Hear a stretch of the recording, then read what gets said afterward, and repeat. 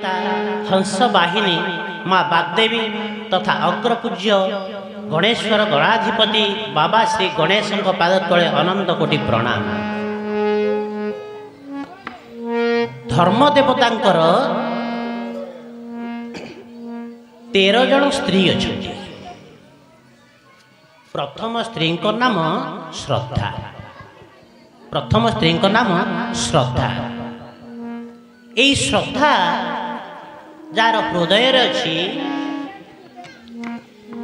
प्रत्येक धर्म कार्य अच्छी से ही ईश्वर प्रिय हमें श्रद्धा हमें कथार अच्छी आम समस्ते जानीचे तू ताकू खोजिले से तोते खोजिब तू ताकू खोजिले से तोते खोजिब नागर नाही मनरे से तो भगत जीवन धाना से तो भगत जीवन रे तो भगत जीवन धाना। हेलो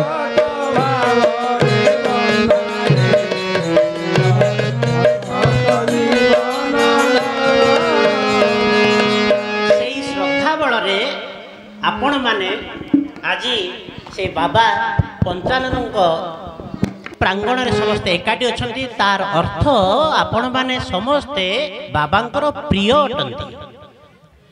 तेणु आमे समस्ते जानीचे माता में पार्वती देवी पिता देव महेश्वर बांधव भक्त बांधव देवभक्ताश्च स्वदेश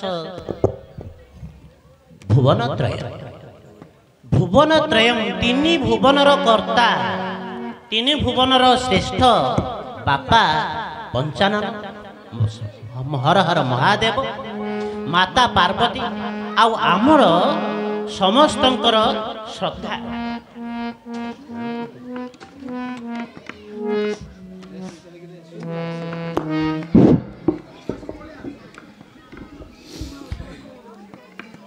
बांधवा शिव भक्ताश्च समस्ते बांधव आपण माने समस्ते एठी आछनी श्रद्धार सह।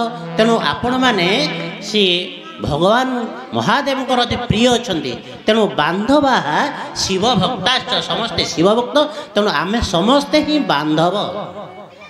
तेणु से श्रद्धारे भक्तिर सह एई विभु पदारविंदरे अवगाहन करिबा पाई भक्ति रे निमज्जित करिया पाई एई सत्संग रे उपस्थित थिबा मोर पितृतुल्य बापा माने। हेलो होलियाटा बंद कर।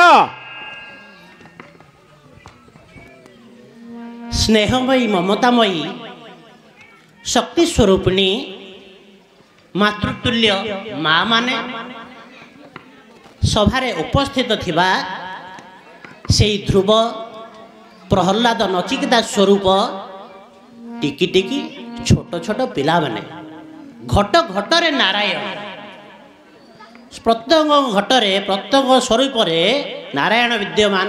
तेणु समस्त को मु प्रथमे नमस्कार करुछि। आम गोटे माने जानी थिबे आमे समस्ते सनातनी अर्थात सनातन धर्म रे दीक्षित। प्रत्येक पूजा पार्वण इत्यादि आमे समस्ते जानी थिबा आम पाखरे 33 कोटी देवादेवी अछंती। सेथिरु मात्र 5 जन को आमे पंच देवता स्थान रे रखिछे। जेमिति हमर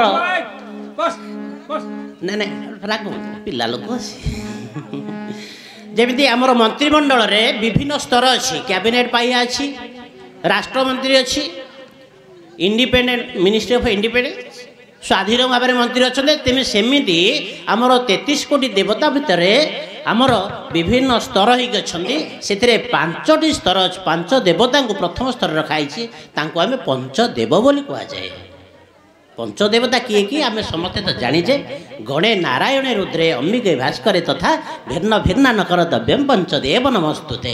आम तांको भितर भिन्न देखिबा नहीं।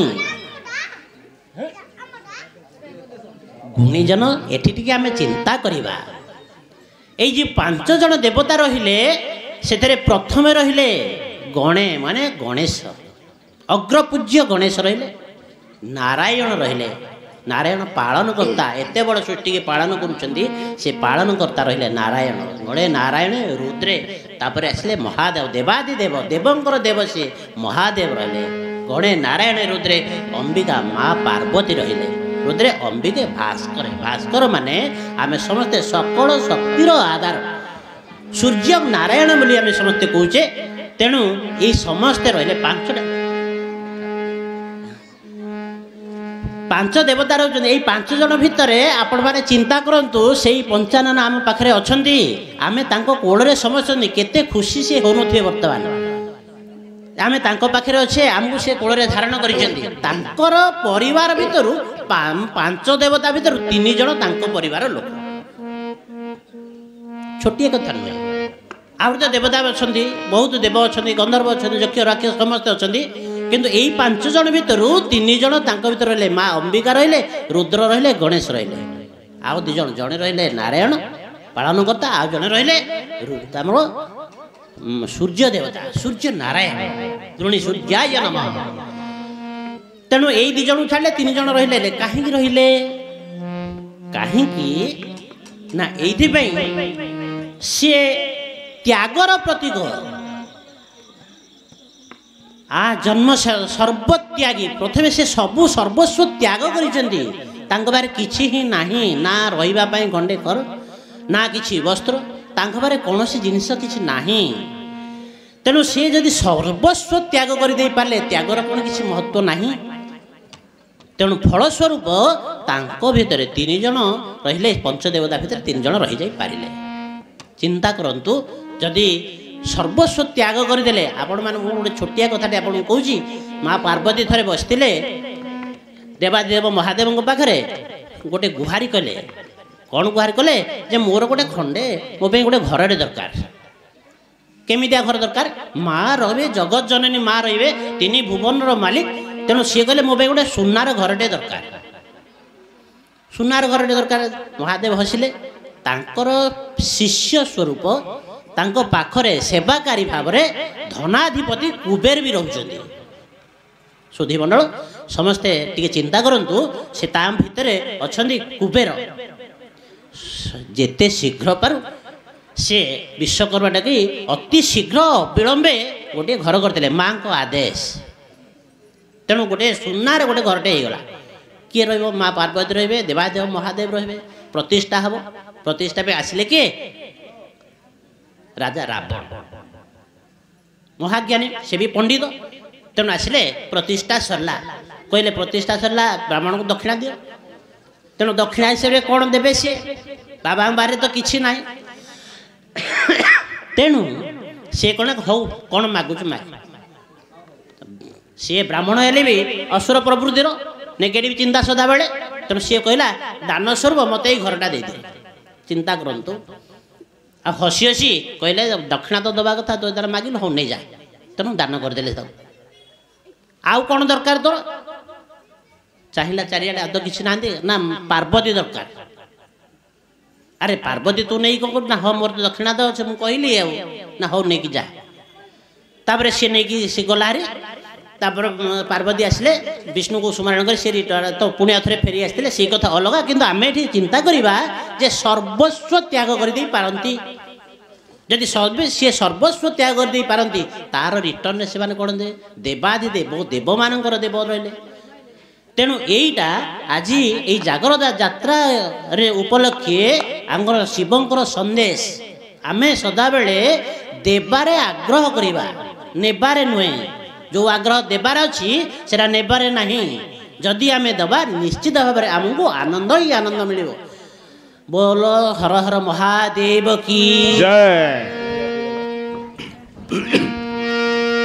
पाली धरिया प्यारो लागे नंद लाला हमको बड़ी प्यारो लागे प्यार लागे नंद लाला हमर प्यार लागे प्यारो लागे नंद लाला हमको बड़ी प्यारो लागे प्यार लागे नंद लाला हमको लगे प्यारे लगे मुकुटर हाथ मुरलिया हाथ मुरलिया हाथ मुरलिया मुकुटर हाथ मुरलिया बोल हर हर महादेव हाथ मुरलिया शीश मुकुटर हाथ मुरलिया हाथ मुरलिया हाथ मुरलिया प्यारो लागे नंद लाला हमको बड़ी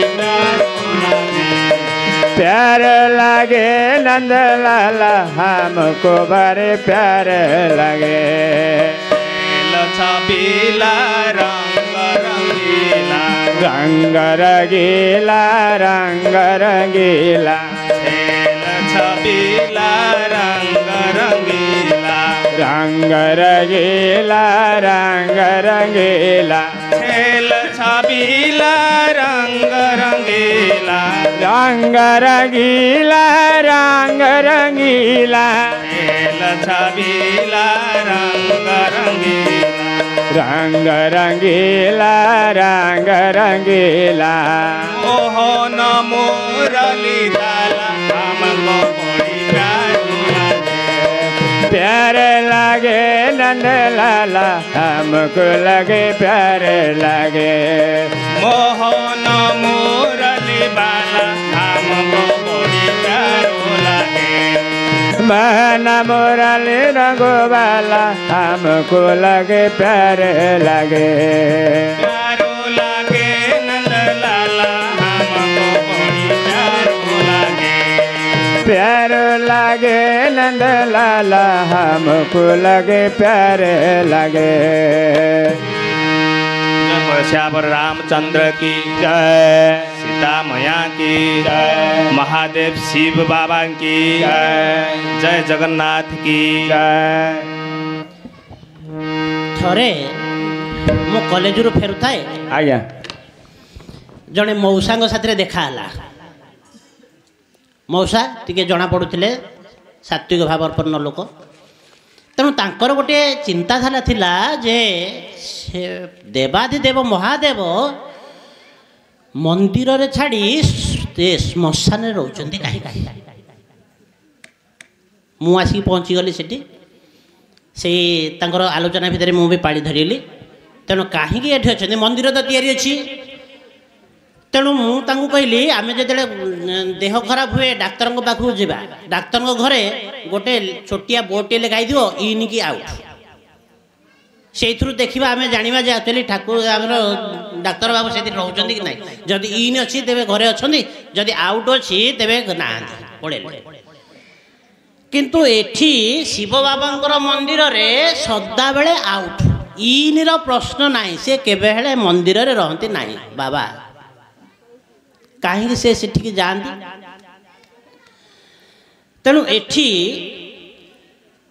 ଭଗବାନ ଆମର ଶିବ ଶଙ୍କରଙ୍କୁ ବ୍ରହ୍ମା ବି ପ୍ରାର୍ଥନା କରି କହିଛନ୍ତି ସେଇ ଭାଗବତରେ, ତୁ ନାଥ ଜଗତ ଈଶ୍ୱର ସଂସାର ତୋର ଖେଳ ଘର।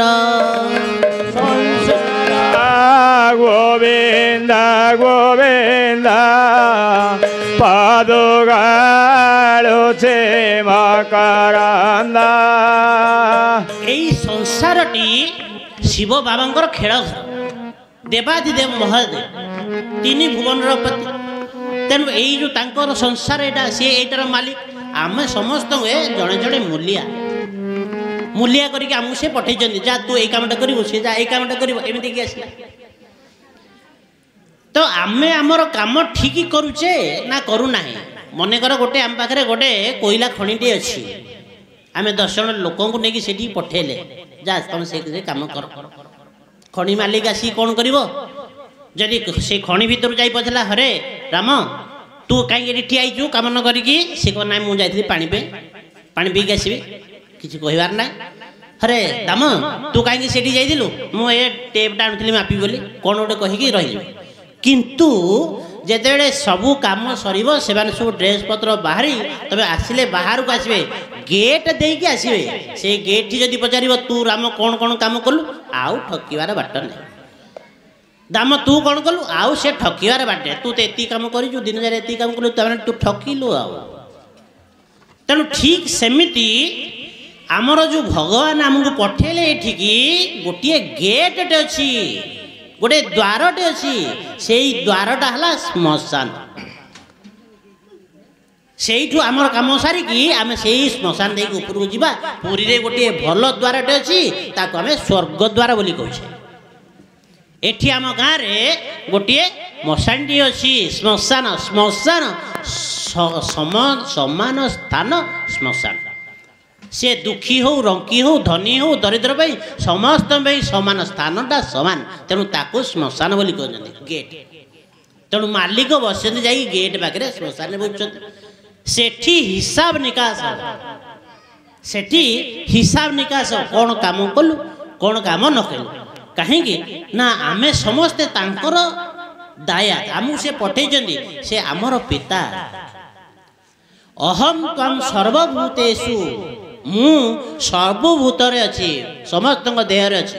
ଆମେ ସମସ୍ତେ ତାଙ୍କର ପ୍ରିୟ। ମମ ଗୀତାରେ ଭଗବାନ କହିଛନ୍ତି ମମ ବାଂଶ ଜୀବ ଲୋକେ, ଜୀବ ଲୋକମାନେ ମୋର ଅଂଶ। ତେଣୁ ଆମେ ସମସ୍ତେ ତାଙ୍କର ଅଂଶ। ଆମକୁ ସେ ପଠେଇଛନ୍ତି, ତାର ହିସାବ କ'ଣ କଲେ କ'ଣ ନ କଲେ ସେ ପ୍ରଥମେ ଆମେ ସେତିକି ହିଁ କରିକି ଯିବା। ହେଲେ ଏଠି ସେଇ ବୁଢ଼ା ମଉସା ଜଣକ ମୋତେ ପଚାରିଲେ ଯେ ମମବାଂଶ ଜୀବ ଲୋକେ, ଯେଉଁ ଲୋକରେ ସମସ୍ତେ ଅଛନ୍ତି, ସେ ମଶା ଅଛି ମାଛି ଅଛି ସମସ୍ତେ ଅଛନ୍ତି, କାହିଁ ମଣିଷ ପାଇଁ କାହିଁ ଏତେ କାଉଣ୍ଟ ହେଉଛି? ଆମେ ତ ରାତିରେ ତ ମଶା ଢେରେ ମାରୁ, ତାଙ୍କ ପାଇଁ ତ କାହିଁ କାଉଣ୍ଟ ହେଉନି। କାହିଁକି ହେଉନି? ଏଇଥିପାଇଁ ହେଉନି ଯେ ଆମର ଯଦି ଖଣି ଭିତରେ ଜଣେ ଲେବରର କାମ କଲା 50 ଟଙ୍କା ଲସ୍ ହେଲା, କିନ୍ତୁ ଇଞ୍ଜିନିୟରରେ ଯଦି ହେବ 5 ଟଙ୍କା ଲସ୍ ହେଇଯିବ। ଯଦି SDO BDO ଆସିଲେ ସେମାନଙ୍କର କ'ଣ ହେବ? 1000 ଟଙ୍କା ଲସ୍ ହେବ। ତେଣୁ ଆମ ପାଖରେ କାହିଁକି ଇମ୍ପୋର୍ଟାନ୍ସ ଅଛି? ଯେତେବେଳେ ଭଗବାନ ଆମକୁ ସୃଷ୍ଟି କଲେ ମନୁଷ୍ୟ ଦେହେ ଦିବ୍ୟ ଜ୍ଞାନ ଦେଖି ସନ୍ତୋଷ ଭଗବାନ। ଗୋବିନ୍ଦ ଗୋବିନ୍ଦ ଗୋବିନ୍ଦ ପାଦୁଗାଳୁଛି ମକରନ୍ଦ। ସେଇ ମନୁଷ୍ୟକୁ ଯେତେବେଳେ ତିଆରି କଲେ କିଛି ଦିବ୍ୟ ଜ୍ଞାନ ଦେଇକି ଛାଡ଼ିଛନ୍ତି। ତେଣୁ ତାଙ୍କ ପାଇଁ ମନୁଷ୍ୟମାନଙ୍କ ପାଇଁ ଇମ୍ପୋର୍ଟାନ୍ସଟା ଭଗବାନଙ୍କର ଏଇଥିପାଇଁ ହିଁ ଅଛି। ତେଣୁ ତମେ କ'ଣ କଲ କ'ଣ ନ କଲ ସେଇଟା ହିସାବ ସେ ସେଠି ବସିକି କରିବେ। ତେଣୁ ସିଏ ସେଠି କାମ ଯେତେବେଳେ ଦେଖିକି କାମ କରିବେ ଯେ ଆକ୍ଚୁଆଲି ଠିକ୍ କାମ କି ଭୁଲ କାମ ଅଛି। ଯଦି ଠିକ୍ କାମ ଅଛି ଅପଗ୍ରେଡେସନ୍ ଉପରକୁ ଯିବ, ଲେବରଟିଏ ମିସ୍ତ୍ରୀ ହେବ, ମିସ୍ତ୍ରୀରୁ ସେମାନେ କଣ୍ଟ୍ରାକ୍ଟର ହେବେ, ଉପରକୁ ଯିବେ। ତେଣୁ ଆମେମାନେ ମଧ୍ୟ ଉପରକୁ ଯିବା। ଯଦି କାମ କରିନାହେଁ ତାହେଲେ କ'ଣ ହେବା? ତଳକୁ ତଳକୁ ଆସିବା, ଡିଗ୍ରେଡେସନ୍ ହେବ। ଏଇଟା ଆମ ପାଇଁ ନୁହେଁ, ଏ ସ୍ୱର୍ଗ ଲୋକରେ ବି ଅଛି। ସ୍ୱର୍ଗ ଲୋକରେ ବି ଯଦି ସେମାନେ କିଛି କାମ କମ୍ କଲେ ତ ସେମାନେ ପୁନର୍ବାର ମର୍ତ୍ତ୍ୟ ଲୋକକୁ ଅବଗାହନ କରନ୍ତି, ଆଗମନ କରିଥାନ୍ତି। ଆପଣମାନେ ସମସ୍ତେ ଜାଣିଛନ୍ତି ଯେ ଜୟ ବିଜୟ ଦ୍ୱାରପାଳ ଥିଲେ, ଅଭିଶାପରେ ସେମାନେ ଆସିକି ହିରଣ୍ୟକଶ୍ୟପ ହେଲେ, ହିରଣ୍ୟାକ୍ଷ ହେଇଗଲେ। ତେଣୁ ଆସିକି ସେମାନେ ପହଞ୍ଚିଲେ ଏଠି 2 ପଦ ପ୍ରାଣୀ ହେଇକି ସେମାନେ ରହିବେ। ଦେବତାମାନେ ଆସିଲେ 2 ପଦ ପ୍ରାଣୀ ହେଇକି ରହିବେ। କିନ୍ତୁ ଯଦି ଆମେମାନେ କିଛି କରିବା, ଯଦି ଆମର ଯଦି କମି କମି ଆସିବ, ଆମର ଯଦି କାର୍ଯ୍ୟକଳାପ ଠିକ୍ ରହିବ ନାହିଁ, ଆମକୁ ତ କମିବାକୁ ପଡ଼ିବ। ଆମେ ଚତୁଷ୍ପଦ ପ୍ରାଣୀ ହେବା, ଆମେ ତା ତଳକୁ ପଳେଇ ଆସିବା। ଯମରାଜା ଥିଲେ, ଯମରାଜା ବି ଅଭିଶାପ ପାଇଲେ। ଅଭିଶାପ ପାଇଲେ ପରେ ବିଦୁର ହେଇକି ଜନ୍ମ ହେଲେ, ଦାସୀପୁତ୍ର ହେଇକି ଜନ୍ମ ହେଲେ, ଡିଗ୍ରେଡେସନ୍ ହେବ। ତେଣୁ ଏଠି ହିସାବ ସମସ୍ତଙ୍କର ସମାନ। ସେଠି ଓକିଲ କୋର୍ଟ କଚେରୀ ଜଜର କିଛି ଆବଶ୍ୟକତା ନାହିଁ, ମାଲିକ ସେଠି ସର୍ବେ ସର୍ବା। ତେଣୁ ସେଠି ସେମାନେ ଦେଖନ୍ତି ଯେ ଠିକ୍ କାମ ଅଛି ନା ଠିକ୍ କାମ ହେଇ ନାହିଁ। ତେଣୁ ଏଇ କାମଟା ଦେଖିବା ପାଇଁ ଖଣିର ମାଲିକ ସଦାବେଳେ ତତ୍ପର ହେଇକି ବସିଛନ୍ତି, କାମଟା କ'ଣ ଅଛି। ତେଣୁ ସେଇଟା ଜାଣିବା ପାଇଁ ଭଗବାନ ଶ୍ରୀକୃଷ୍ଣ ନିଜ ସ୍ୱମୁଖରେ କହିଲେ ଅଧଶ୍ଚୋର୍ଧ ପ୍ରସୂତ ତସ୍ୟ ଶାଖା ଗୁଣ ପ୍ରବୃଦ୍ଧା ବିଷୟ ପ୍ରବାଳା ଅଧଶ୍ଚ ମୂଲା ନ୍ୟୁନ ସନ୍ତତାନି କର୍ମାଣ कर्मानुबंधिनी मनुष्य लोके तेणु कर्मानुबंधिनी मनुष्य लोके हे मनुष्य तुम तो यही मर्त्यमंडल मु छाड़ी तू कर्तव्य करिचु कर्म करिचु ना ना ठीक कर्म करिचु निहाती भार तोर प्रमोशन है यदि ठीक काम करिनु तेबे तळु को आलिसु जदि ठीक काम करी नाही मिस्त्री टे ठीक काम कलानी ठकिला ताले कोन करिवो ना आउट तू आ काल तू आसीबो नाही तारे आसीबे से भी कहब मु नाही मु काम करबी कोन किछि काम करनी ताले तू जाई लेबर हेक रह डिग्रेडेशन हैला सेमि आमे जदि ठीक काम करी नाही तेबे आमे तळगु जिबा चतुष्पद प्राणी हेबा कीट पतंग जोनि आमे जन्म हवा तेणु आमर डिग्रेडेशन हबो तेणु यही कर्म ही भगवान विभिन्न प्रकार टीकाकार कर्म को विभिन्न प्रकार रे से रिप्रेजेंट करिसेंती किए कर्म ही भगवान इंग्लिश रे ड्यूटी इज गॉड कहूँ किए कहला कर्म तोहर निज गुरु उद्धव केते तू पचार तेणु सीए भी कर्म हला तेणु कर्म को ठीक रूप से चिन्हवा ठीक काम करवा यहीटा ही आमर धर्म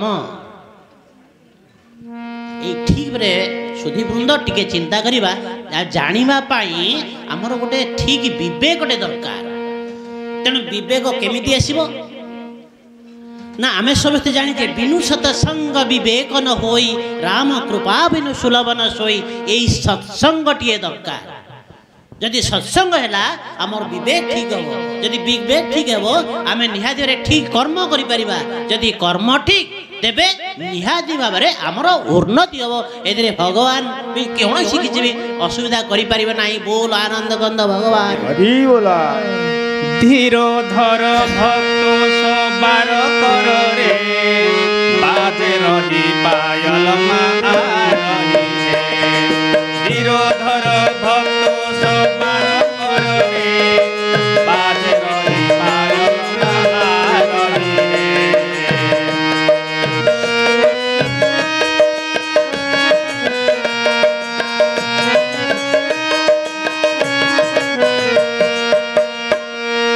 अंधन को आँखों माँ दे दया रे अंधन को आँखों माँ दे दया रे बाजे रही पायल माँ रही रे धीरोधर भक्त सबार कर रे धीरोधर भक्त सबार कर रे बाजे रही पायल माँ रही रे बाजे रही पायल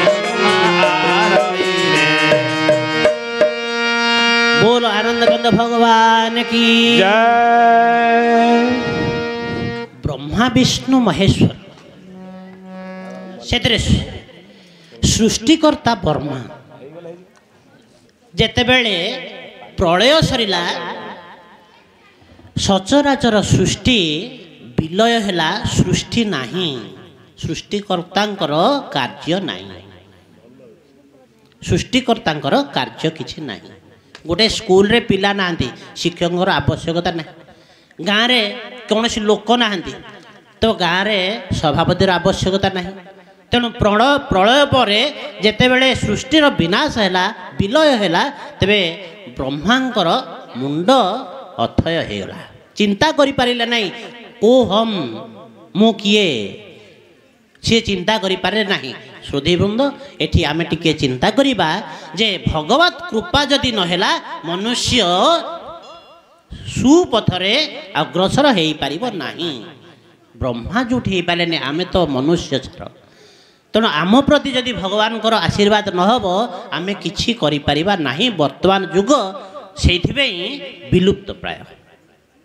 डिग्रेडेशन सेइथिबेई होची भगवत कृपा नाही पिला माने वर्तमान बापा बापा कौन माँ कौन चिंता करिया भी नांती एबे वर्तमान आहुरी भी तल स्तर को आसिलानी जे मु किए भी चिंता करिवार नांती से माने अन्य मोबाइल रे धरले से माने निशाद्रव्य धरले ताको ही तांकर सर्वस्व बोली चिंता करि पारले बापा किए बापा तो जन्म करछि तो तार कर्तव्य से पोषिब मते मु कौन चिंता करिवि किंतु सी चिंता करि पारु नाही पिता स्वर्ग पिता धर्म पिता ही परम तप पितरी प्रतिभा पन्ने प्रियंते सर्वदेवता यही जो बापा बोले एते सुंदर सस्ता वाटे कहल तांकु जदि तमे चिंता करिवो तांकु जदि भक्त करिवो तेबे सर्वदेवता खुशी हेबे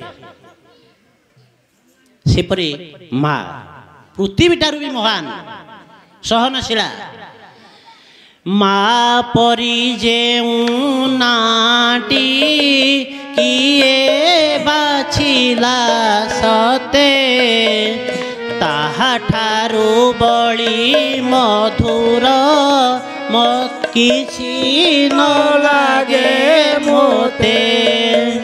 ତାହାଠାରୁ ବଳି ମଧୁର କିଛି ନ ଲାଗେ ମୋତେ, ତାହାଠାରୁ କିଛି ମଧୁର କିଛି ନ ଲାଗେ ମୋତେ। ଏଇ ଗୋଟିଏ ଶବ୍ଦ, ଏହାର ଭାବ ବର୍ତ୍ତମାନ ଏଇ ଭାବର ଅଭାବ ଚିନ୍ତା କରିପାରିବ ନାହିଁ। ମା ବୋଲି ଯେଉଁ ନାଁଟି କିଏ ବାଛିଲା ସତେ, ତାଠାରୁ ଆଉ ମିଠା କଥା କିଛି ନାହିଁ, କେହି ନ ଲାଗେ ମୋତେ। ଏଇ ଭାବ ଆଉ ଅଛି ବିପର୍ଯ୍ୟୟରେ ବର୍ତ୍ତମାନ ଏଇ ଭାବ ବାପା ମା ଏଇ ଦୁଇଟି ରହିଲା। ତେଣୁ ଆମେ ଏଇ ସତ୍ସଙ୍ଗ ବଳରେ, କେବଳ ସତ୍ସଙ୍ଗ ବଳରେ ଆମେ ଆମର ଯେଉଁ ଜେନେରେସନ୍ ଅଛି ତାଙ୍କ ମୁଣ୍ଡରେ ଭଗବତ କୃପାକୁ ଆଣି ଦେଇପାରିବା। ଫଳରେ ଏଇ ବିପଦଗାମୀ ମନୁଷ୍ୟ ନିହାତି ଭାବରେ ସୁପଥଗାମୀ ହେବ, ଏଥିରେ ସନ୍ଦେହ ନାହିଁ। ବୋଲ ଆନନ୍ଦ ଗନ୍ଧ ଭଗବାନ ଜୟ। ଏଇ ଦେଖି ବ୍ରହ୍ମାଙ୍କର ଦେଖିଲେ, ବ୍ରହ୍ମା ଚିନ୍ତା କରିଲେ ମୁଁ କିଏ, ମୁଁ କ'ଣ କରିବି, କାହିଁକି ଅଛି। ବ୍ରହ୍ମାର ଦେଖିଣ ବିକଳ କରୁଣା କଲେ ଆଦି ମୂଳ, କରୁଣା କଲେ ଆଦି ମୂଳ, କରୁଣା କଲେ ଆଦି ମୂଳ। ଆଦି ମୂଳ ସବୁର ମୂଳରେ ରହିଲେ ଭଗବାନ ଶ୍ରୀକୃଷ୍ଣ ବିଷ୍ଣୁ ନାରାୟଣ ରହିଲେ। ଗୀତାରେ ବି ସେ ଭଗବାନ ବି କହିଛନ୍ତି ଊର୍ଦ୍ଧ୍ୱମୂଳ ମଧ ଶାଖମ୍ ଅଶ୍ୱସ୍ଥଂ ପ୍ରାହୁରବ୍ୟୟଂ ଛନ୍ଦାଂସି ଯସ୍ୟ ପରନାନି ଯସ୍ତଂ ବେଦ ସହ ବେଦବିତ୍। ତାଙ୍କର ଶ୍ରୀମୁଖରେ କହିଲେ ଯେ ଊର୍ଦ୍ଧ୍ୱମୂଳ ମଧ ଶାଖମ୍, ମୂଳଟା ଉପରକୁ ଅଛି। ଉପରକୁ ଅଛି ମାନେ ସବା ଉପରେ ରହିଲେ ବୈକୁଣ୍ଠ ଭବନ ଗୋଲକ ବିହାରୀ ବିଷ୍ଣୁ ରହିଲେ। ତାଙ୍କ ତଳକୁ ରହିଲେ ବ୍ରହ୍ମଲୋକ। ତା ବ୍ରହ୍ମଲୋକ ପର୍ଯ୍ୟନ୍ତ ଆମେ ଯଦି ଅପଗ୍ରେଡ୍ ସେଠାରେ ଯିବା, ବ୍ରହ୍ମଲୋକ ପର୍ଯ୍ୟନ୍ତ ଯାଇପାରିବା। ବ୍ରହ୍ମଲୋକ ପଠୁ ପୁଣି ଥରେ ସେବାରେ ପୁଣି ଆମର ତଳକୁ ବି ଆସିପାରିବା, ଉପରକୁ ଯିବା। କିନ୍ତୁ ଯେତେବେଳେ ଯେ ଆମେ ସେଇ ବୈକୁଣ୍ଠ ଧାମକୁ ଯିବା, ତାଠୁ ଆଉ କେବେ ହେଲେ ପୁନର୍ଜନ୍ମ ନ ଲଭ୍ୟତେ, କେବେ ହେଲେ ଆମର ପୁନର୍ଜନ୍ମ ହେଇପାରିବ ନାହିଁ। ତେଣୁ ମୂଳ ରହିଲେ ସିଏ ଆଦି ମୂଳ। କରୁଣା କଲେ ବ୍ରହ୍ମାଙ୍କୁ, ବ୍ରହ୍ମାଙ୍କୁ ଆତ୍ମଜ୍ଞାନ ଦେଲେ। ଦେଲା ପରେ ଭଗବାନ ବ୍ରହ୍ମା ଜାଣିଲେ ଯେ ନାଇଁ ମୁଁ ସୃଷ୍ଟିକର୍ତ୍ତା। ତାଙ୍କଠୁ ଆଶୀର୍ବାଦ ଆଣିଲେ, ତାଙ୍କଠୁ ଡିରେକ୍ସନ୍ ଆଣିଲେ, ଆଦେଶ ଆଣି ବ୍ରହ୍ମା ପୁଣି ଆଉ ଥରେ ସୃଷ୍ଟି ସର୍ଜନାରେ ଲାଗିଲେ। ସୃଷ୍ଟି ସର୍ଜନା କଲେ, ତା ମାନେ କ'ଣ ରହିଲା, ଭଗବାନ ଆମର ତାଙ୍କର ଡିରେକ୍ସନ୍ ଦେଲେ। ଡିରେକ୍ସନ୍ ଦେଲା ପରେ ବ୍ରହ୍ମା ତାଙ୍କର ତନୁରୁ ଦୁଇଟି, ଜଣେ ପୁରୁଷ ଜଣେ ସ୍ତ୍ରୀ ନିର୍ମାଣ କଲେ। ନିର୍ମାଣ କଲା ପରେ ସେ ଯେ କ'ଣ କଲେ ନା, ପୂର୍ବେ ଯେ ବ୍ରହ୍ମ ଯୋନି ତନୁ ଜନ୍ମିଲେ ସ୍ୱୟଂ ଭୁବମନୁ, ଜନ୍ମିଲେ ସ୍ୱବିନ୍ଦ ଗୋବିନ୍ଦ ପଦୁଗାଳୁଛି ମକରନ୍ଦ, ତା ନାରୀ ସତ ରୂପ ନାମ ରୂପ ଗୁଣରେ ଅନୁପମ, ରୂପ ଗୁଣରେ ଅନୁପମ, ରୂପ ଗୁଣରେ ଅନୁପମ। ସେଇ ସତ୍ୟନାରାୟଣଙ୍କର ଆଦେଶରେ ବ୍ରହ୍ମା ଦୁଇଟି ଜୀବ ସୃଷ୍ଟି କଲେ, ଜଣେ ସ୍ତ୍ରୀ ଆଉ ଜଣେ ପୁରୁଷ। ଜଣେ ହେଲେ ମନୁ ଆଉ ଜଣେ ହେଲେ ସତରୂପା। ମନୁ ମାନେ ସିଏ ଆମର ପ୍ରଥମ ମନୁ, ସ୍ୱୟଂଭୁବ ମନୁ। ବର୍ତ୍ତମାନ ଅଷ୍ଟମ ମନୁ ଆମର ଚାଲିଛି। ତେଣୁ ପ୍ରଥମ ମନୁ ହେଲେ ଆମର ସ୍ୱୟଂଭୁବ ମନୁ, ଆଉ ରହିଲେ ସତରୂପା। ତାଙ୍କରୁ ଦୁଇଟି ପୁତ୍ର ତିନୋଟି କନ୍ୟା ଜାତ ହେଲେ। ତାର ଉଦରେ ବେନିସୁତ ଅପର ତିନୋଟି ଦୁହିତ ଗୋବିନ୍ଦ ଗୋବିନ୍ଦ ଗୋବିନ୍ଦ ପଦଗାଳୁଛି ମକରନ୍ଦ ଉତ୍ତାନ ପାଦ ପ୍ରିୟ ବ୍ରତ ଏବେ ମନୁ ରାଜା ସୁତ ଚେମକାରନ୍ଦ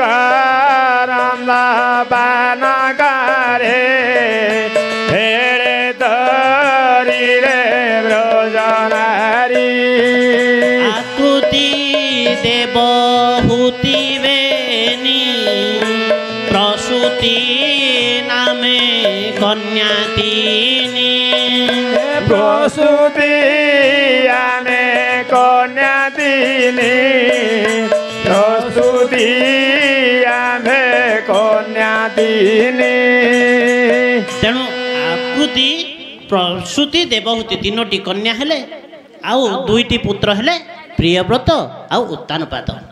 ତେଣୁ ଉତ୍ତାନପାଦ ପ୍ରିୟବ୍ରତ ଆମେ ତ ତାଙ୍କ କଥା ପଛରେ ଆଉ ଗୋଟେ ପ୍ରସଙ୍ଗ ତାର। ତେଣୁ ଏଠି ଯେଉଁ ତିନି କନ୍ୟା ରହିଲେ ଯେତେବେଳେ ବିବାହ ଯୋଗ୍ୟ ହେଲେ ତ ସେ ଏବେ ବର୍ତ୍ତମାନ ଆମେ କ'ଣ କରୁଛେ ଭଲ ବରଟିଏ ଦେଖୁଛେ କିଏ କଲେକ୍ଟର ହେଇଥିବ କିଏ ଡାକ୍ତର ହେଇଥିବ ଭଲ ହେଇକି ତାକୁ ଆମେ ଦେଉଛେ ଆଉ ତାର କିଛି ଆମେ ଦେଖିବା ନାହିଁ।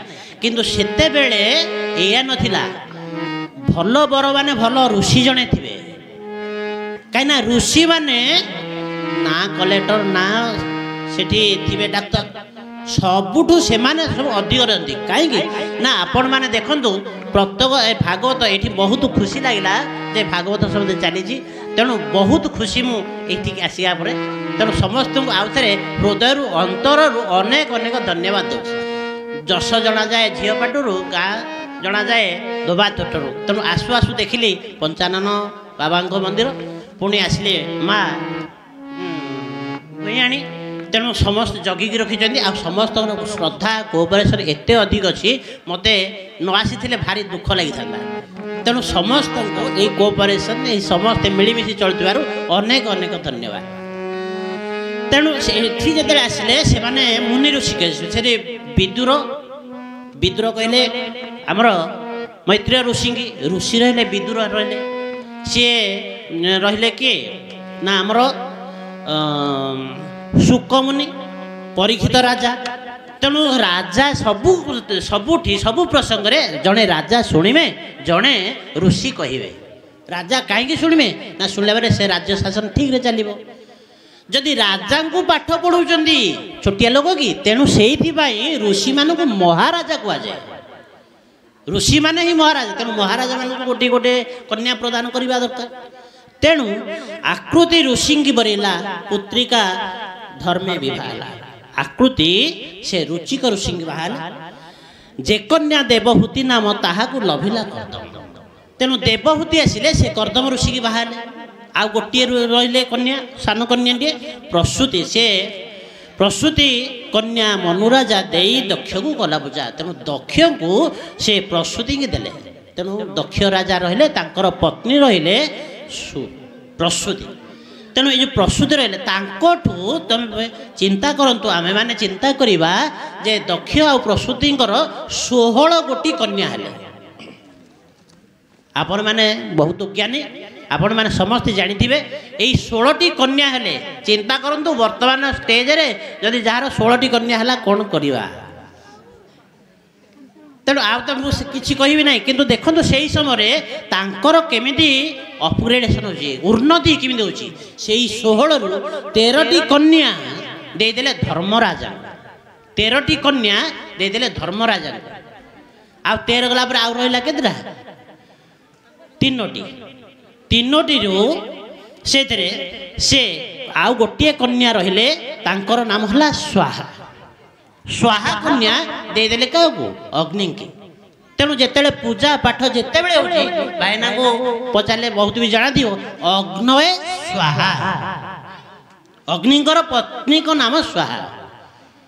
ଆଉ ଜଣେ ରହିଲେ ଶ୍ରଦ୍ଧା। ଶ୍ରଦ୍ଧା ଦେଲେ ପିତୃପୁରୁଷଙ୍କୁ। ତେଣୁ ପିତୃଭ୍ୟ ଶ୍ରଦ୍ଧା ପିତୃ ଗୋଟେ ସ୍ୱାହା ଲାଗିବେ ନା। ଆଉ ଗୋଟିଏ କନ୍ୟା ରହିଲେ ସତୀ, ମା ସତୀ। ସତୀଙ୍କି ବ୍ରହ୍ମାଙ୍କ ବଚନରେ ସିଏ ଦେଲେ ଦେବାଧିଦେବ ମହାଦେବ। ତେଣୁ ମହାଦେବ ରହିଲେ ଆଉ ତାଙ୍କର ପତ୍ନୀ ରହିଲେ ମା ସତୀ। ତେଣୁ ଏଇ ଯୋଉ ସତୀ ରହିଲେ ଏଠି ବିଦୁର ଆସିଥିଲେ। ବିଦୁର ଶୁଣିଲେ ଯେ ଏମିତି ଦକ୍ଷ ଯଜ୍ଞ ହେଲା। ଆରମ୍ଭ ଦକ୍ଷ ଯଜ୍ଞ ଅଭିମାନ କୃତଂ ଶିବ ଶ୍ରୀହସ୍ତେନ ଶିରଂ ଛିତ୍ୱା ହବିକୁଣ୍ଡେ ଚଦନମ୍। ମହାଜ୍ଞାନୀ ବିଦୁର ସିଏ ଶୁଣିଲେ ଯେ ଏମିତି ଦକ୍ଷ ଯଜ୍ଞ ହେଇଥିଲା। ଦକ୍ଷ ଯଜ୍ଞ ହେଲା ପରେ ସେ ନିଜ ହାତରେ ଭଗବାନ ଅପମାନିତ ହୋଇ ନିଜ ହାତରେ ତାର ଶିରଚ୍ଛେଦ କରି ସେ ହବିକୁଣ୍ଡ, ହବିକୁଣ୍ଡ ମାନେ ଯଜ୍ଞ କୁଣ୍ଡରେ ବିସର୍ଜନ କଲେ, ଭସ୍ମୀଭୂତ କରିଦେଲେ। ଆଶ୍ଚର୍ଯ୍ୟ ହେଇଗଲେ ବିଦୁର। ଦେବାଧିଦେବ ମହାଦେବ ଯାହାଙ୍କୁ ସ୍ୱୟଂ ନାରାୟଣ ବି ଚିନ୍ତା କରନ୍ତି, ପ୍ରାର୍ଥନା କରନ୍ତି, ଏମିତି କ'ଣ ହେଇଗଲା ଯେ ଦକ୍ଷ ରାଜା ତାଙ୍କ ସହିତ ବିଦ୍ରୋହ କଲା। ଦ୍ୱିତୀୟ କଥା ହେଲା ଯେ ଦକ୍ଷ ରାଜା ତାଙ୍କର ଅଲି ଅଳି କନ୍ୟା ଥିଲେ, ଛୋଟ କନ୍ୟା ଥିଲେ ସତୀ। ତେଣୁ ଆମେ ସମସ୍ତେ ଜାଣିଛେ ଘରେ ଛୋଟମାନଙ୍କୁ ଟିକେ ବେଶୀ ଆଦର କରାଯାଏ। ତେଣୁ ଏତେ ପୁତ୍ରୀବତ୍ସଳ ଥିଲେ, କିନ୍ତୁ କ'ଣ ହେଲା ଯେ ସିଏ ସାଙ୍ଗେ ସାଙ୍ଗେ ତାଙ୍କୁ ଅତି ଅନାଦର କଲେ। ଏଇଟା ପଚାରିଲେ ଭଗବାନ ମୈତ୍ରେୟ ଋଷିଙ୍କୁ। ମୈତ୍ରେୟ ଋଷି ସ୍ୱୟଂ ନାରାୟଣ ସମାନ। ତେଣୁ ସିଏ ଏହାକୁ ପୁରା ପ୍ରାଞ୍ଜଳ ଭାବରେ, ପରିଷ୍କାର ଭାବରେ ବିଦୁରଙ୍କୁ କହିଦେଇ ଚାଲିଲେ। କ'ଣ କହିଲେ ନା, ପ୍ରାଚୀନ କାଳରେ ଆପଣମାନେ ଜାଣିଥିବେ ପ୍ରୟାଗରାଜ ବୋଲି ଗୋଟେ ଜାଗା ଅଛି। ତ ସେଠି ଭଗବାନ ବିଷ୍ଣୁ ଗରୁଡ଼ଙ୍କ ହାତରେ ଅମୃତର କଳସ ଦେଇ ପଠାଇଲେ। ଅମୃତର କଳସ ଯେଉଁଟାକି ରାକ୍ଷସମାନଙ୍କର ପୁରା ଲୋଲୁପ ଦୃଷ୍ଟି ତା ଉପରେ। କେମିତି ଆମେ ସେଇଟା ଟିକେ ପାଇଯାଉ, ଆପଣମାନେ ସମସ୍ତେ ଜାଣିଥିବେ ରାହୁ କେତୁ ଏ ସମସ୍ତେ ପାଇକି ଅମରବର ହେଇଗଲେ। ତେଣୁ ସେଇଟା ପାଇଁ ରକ୍ଷା କରିବା ପାଇଁ ବିଷ୍ଣୁ 3 ଜଣଙ୍କୁ ବି ରକ୍ଷାକର୍ତ୍ତା ବି ପଠାଇଥିଲେ। ଜଣେ ହେଲେ ଇନ୍ଦ୍ର, ଆଉ ଜଣେ ହେଲେ ସୂର୍ଯ୍ୟ, ଆଉ ଜଣେ ହେଲେ ବୃହସ୍ପତି। ତାମାନେ ଚନ୍ଦ୍ର ମହାଗ୍ରହ, ସୂର୍ଯ୍ୟ ମହାଗ୍ରହ, ରବି ମହାଗ୍ରହ, ଆଉ ଜଣେ ହେଲେ ବୃହସ୍ପତି ମହାଗ୍ରହ। 3ଟା ଗ୍ରହ ଗୋଟିଏ ସ୍ଥାନରେ ବିରାଜମାନ କଲେ। ତେଣୁ ସେଇଟାକୁ ଆମେ 3 ଗ୍ରହୀ ବୋଲି କହିବା। ଏଇ ଯେଉଁ 3 ଗ୍ରହୀ ହେଲା, ଆମର ଯେମିତି କୋଣାର୍କରେ ବୁଡ଼ ପଡ଼ୁଛି, ପ୍ରୟାଗରାଜରେ ବୁଡ଼ ପଡ଼ୁଛି। ତେଣୁ ଏଇ 3 ଗ୍ରହ ଯେତେବେଳେ ଏକାଠି ହେଲେ 3 ଗ୍ରହୀ ହେଲା, ସେଠି ବ୍ରହ୍ମସୂତ୍ରୀ ଯଜ୍ଞ ନିଶ୍ଚିତ ଭାବରେ କରାଯିବ। ବହୁତ ଇଫେକ୍ଟିଭ, ଫଳପ୍ରଦ ବିଷୟ। ତେଣୁ ବେଦବର ବ୍ରହ୍ମାଙ୍କର ଦ୍ୱାରା ଆହୁତ କରାଗଲା ଯଜ୍ଞ, ବ୍ରହ୍ମସୂତ୍ରୀ ଯଜ୍ଞ। ବ୍ରହ୍ମସୂତ୍ରୀ ଯଜ୍ଞ ଯଦି ଆମେ କରୁଛେ, ଏବେ କେତେ ସୁନ୍ଦର ଲାଗୁଛି ପରିବେଶ। ଆପଣମାନେ ସବୁ ଅଛନ୍ତି, ବିଭିନ୍ନ ପ୍ରକାର ସଜା ହେଇଛି। ବେଦବର ବ୍ରହ୍ମା କରୁଛନ୍ତି ଯଜ୍ଞ, କେତେ କ'ଣ ରହିନଥିବ। ସମସ୍ତଙ୍କୁ ଡାକିଲେ, ମୁନି ଋଷି ଗନ୍ଧର୍ବ କିନ୍ନର ଯାହା ଥିଲେ ସମସ୍ତଙ୍କୁ ଡାକିଲେ, ଦେବତା ସୁର ସମସ୍ତେ ଆସିଛନ୍ତି। ସେଇଥିରେ ପିତାମହ ବ୍ରହ୍ମା ବି ନିଜେ ଅଛନ୍ତି, ଦେବାଧିଦେବ ମହାଦେବ ବି ଅଛନ୍ତି। ଆପଣମାନେ ସମସ୍ତେ ଜାଣିଥିବେ, ଯେତେବେଳେ ଘରେ ଟିକେ ପିଲାଟିଏ ହୁଏ ଆମେ ପାଲା ପୂଜା କରୁ। ପାଲା ପୂଜାରେ ଯେଉଁ ଦେବତାମାନଙ୍କୁ ରଖାଯାଏ, ରୁଦ୍ର ସେତେବେଳେ ସଦାବେଳେ ଐଶାନ୍ୟ କୋଣ ତାଙ୍କର ସ୍ଥାନ। ତେଣୁ ତାଙ୍କୁ ଈଶାନୀ ବୋଲି କୁହାଯାଏ। ଦେବତାଙ୍କର, ଆମେ ମହାଦେବଙ୍କର ଅନ୍ୟ ନାମ ଈଶାନୀ। କାହିଁକି ନା ସେ ହେଲେ ଐଶାନ୍ୟ କୋଣର ଅଧିପତି। ତେଣୁ ଆସିଲେ ରୁଦ୍ର ଆସିଲେ ତାଙ୍କର ଈଶାନ୍ୟ କୋଣରେ ବସିଲେ। ରୁଦ୍ର ସଦାବେଳେ ତପସ୍ୟାରତ, ସେ ସଦାବେଳେ ତପସ୍ୟା କରି ଚାଲିଲେ। କାହାକୁ ତପସ୍ୟା କରନ୍ତି? ସେଇ ନାରାୟଣଙ୍କୁ, ସେଇ ରାମଙ୍କୁ। ତପସ୍ୟା କରୁଥିବା ଲୋକ କେବେ ହେଲେ ତାଙ୍କର ମୃତ୍ୟୁ ହୁଏ ନାହିଁ। ଆମେ ସମସ୍ତେ ଜାଣିଛେ, ମା' ମାନେ ସମସ୍ତେ ବି ଜାଣିଥିବେ। ମୁଁ ଗୋଟିଏ ଅନୁରୋଧ କରିବି, ଯେତେବେଳେ ପିଲା ଲୋକ କିଏ କେତେବେଳେ ଶୋଇଥିବ କାହାକୁ ବାଡ଼େଇବେନି। ସେ ସେତେବେଳେ ଅଜ୍ଞାନ, କିଛି ଜାଣୁନି। ଯଦି ଉଠେଇବାର ଅଛି ତାକୁ ଉଠେଇବେ, ତାପରେ ତାକୁ କିଛି ଦଣ୍ଡ ବିଧାନ କରିବା କଥା ଯଦି କରିବେ। ଶୋଇଥିଲେ କେବେ ହେଲେ ଉଠେଇବେ ନାହିଁ। ତେଣୁ ସେଇଠି ରହିଲେ ଈଶାନ, ଦେବଦେବ ମହାଦେବ ରହିଲେ। ଆଉ ଯଜ୍ଞ କେସରେ, ଯଜ୍ଞରେ ସଦାବେଳେ ଜଣେ ଅଧ୍ୟକ୍ଷ ରହିବେ। ଆଉ ଅଧ୍ୟକ୍ଷ ପଦ ଦିଆଗଲା ଦେବଦେବ ମହାଦେବଙ୍କୁ। ଆଉ ପୁରୋହିତ ଥିଲେ ଭୃଗୁ ଋଷି, ଭଗବାନ ଭୃଗୁ ଋଷି। ସମସ୍ତେ ଆସି ଆୟୋଜନ ଚାଲିଛି, ଯିବା ଆସିବା ସମସ୍ତଙ୍କର ଚାଲିଛି। ଏଇ ସମୟରେ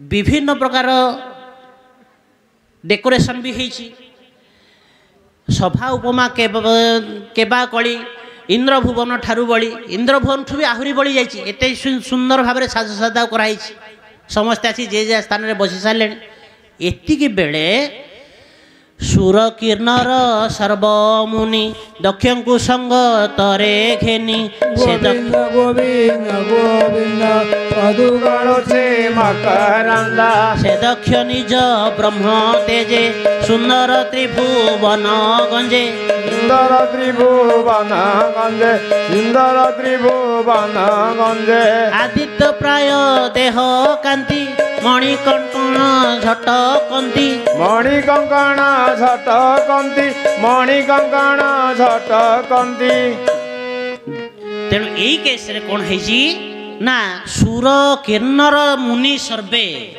सुर अर्थात देवता किन्नर मान रहिले सब मुनि मान रहिले समस्ते एकाथरे दक्ष को धरिकी सभा को पहुँची गले आम समझते जाचे जदि आम गाँ को आसिले कैमू को आसिले मंत्री ताले कौन हम तांके पछे पछे हेल्थ डिपार्टमेंट तांके पछे पछे डिस्ट्रिक्ट एडमिनिस्ट्रेशन सबू लोग बहुत प्रकार लोग 5-7 हम गाड़ी आसी पहुँच ये दक्ष राजा आसुच्चंदी दक्ष राजा कहीं आसुच्चंदी ना सभा को आसिले एते से कहीं तेज आसला ना दक्ष एक्चुअली शिवंकर पुत्र माने शिवंकर तेजस्वी से बढ़िया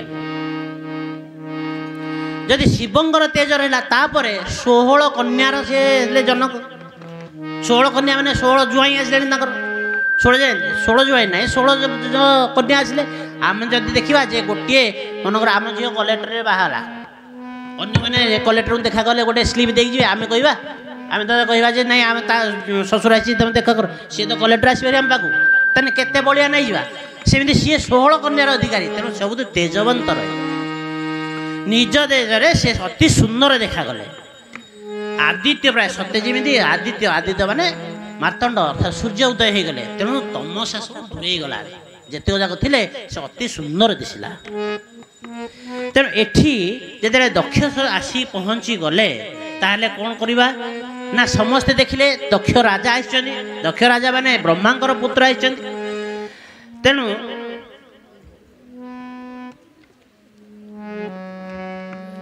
दक्ष जदे आसी पहुँची गले दक्षर तेजे तम गला से सभा सुंदर दिशला एठी आमे कहबा जे जेमिति की अंधार राति अच्छी अनेक तारा अच्छे एक चंद्र तम हंती न च तारा गण पिच गोटे चंद्र जदि उदय है तेरे से तमसा पड़े हजारे जदि तारा थे किसी ना तेणु जो आसिक दक्ष राजा पहुँची गले सबू तमसा दूरीभूत हो गला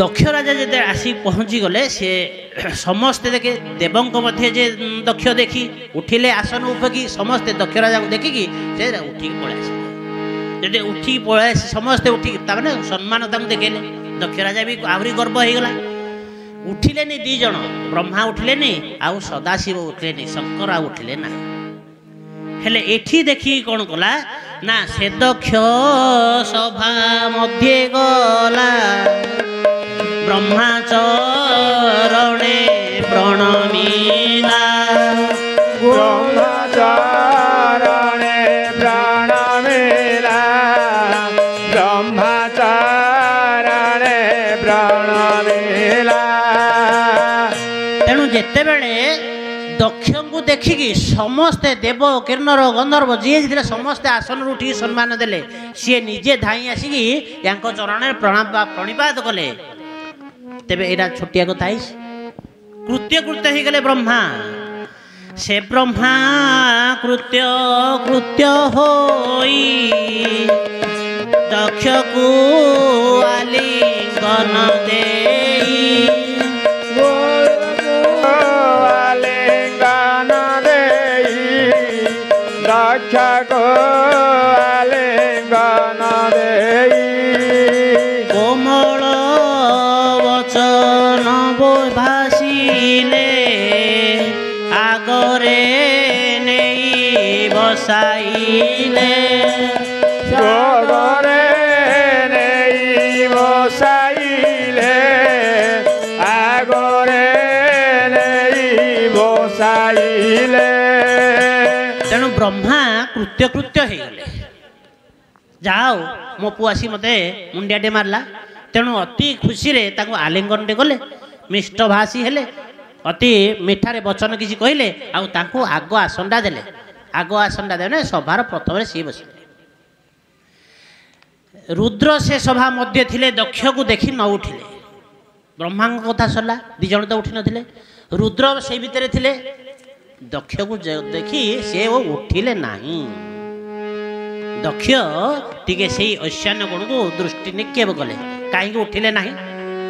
ଆଉ ଦକ୍ଷକୁ କିଏ ସମ୍ଭାଳେ?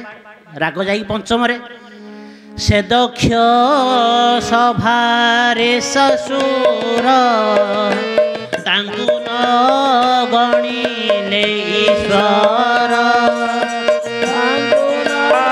ଗଣିଲେ ଈଶ୍ୱର ତାଙ୍କୁ ନା ଗଣିଲେ ଈଶ୍ୱର। ରୁଦ୍ର ବୋଲାଇ ଗର୍ବ କଲା, ଏ ମୋତେ ଦେଖି ନ ଉଠିଲା। ଏ ମତେ ଦେଖି ନ ଉଠିଲା, ଏ ମତେ ଦେଖି ନ ଉଠିଲା। ଏ ମୋର ଶିଷ୍ୟ ଏ ବୋଲାଇ, ଯେଣୁ ଦୁହିତା ଦେଲି ମୁହିଁ। ଯେଣୁ ରୋହିତା ଦେଲେ ମୋହେ, ଯେଣୁ ରୋହିତା ଦେଲେ ମୋହେ। ଦକ୍ଷ ପ୍ରଜାପତି ଗୋଟିଏ କନ୍ୟା ଦେଇଛନ୍ତି ସତୀଙ୍କି।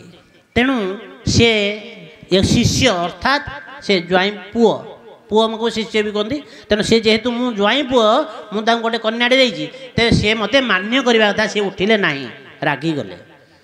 ଏଇ ରାଗିଗଲେ, ସେ ଉଠିଲେ ନାହିଁ କାହିଁକି? ଭାଗବତରେ ବିଭିନ୍ନ ଟୀକାକାରମାନେ ବିଭିନ୍ନ ସମୟରେ ଏ ବିଭିନ୍ନ ପ୍ରକାରର ଟୀକା ଆମ୍ଭମାନଙ୍କ ପାଇଁ ଦେଇଛନ୍ତି। ସେଥିରୁ କେତୋଟି ମୁଁ କହୁଛି, ଦେଖନ୍ତୁ।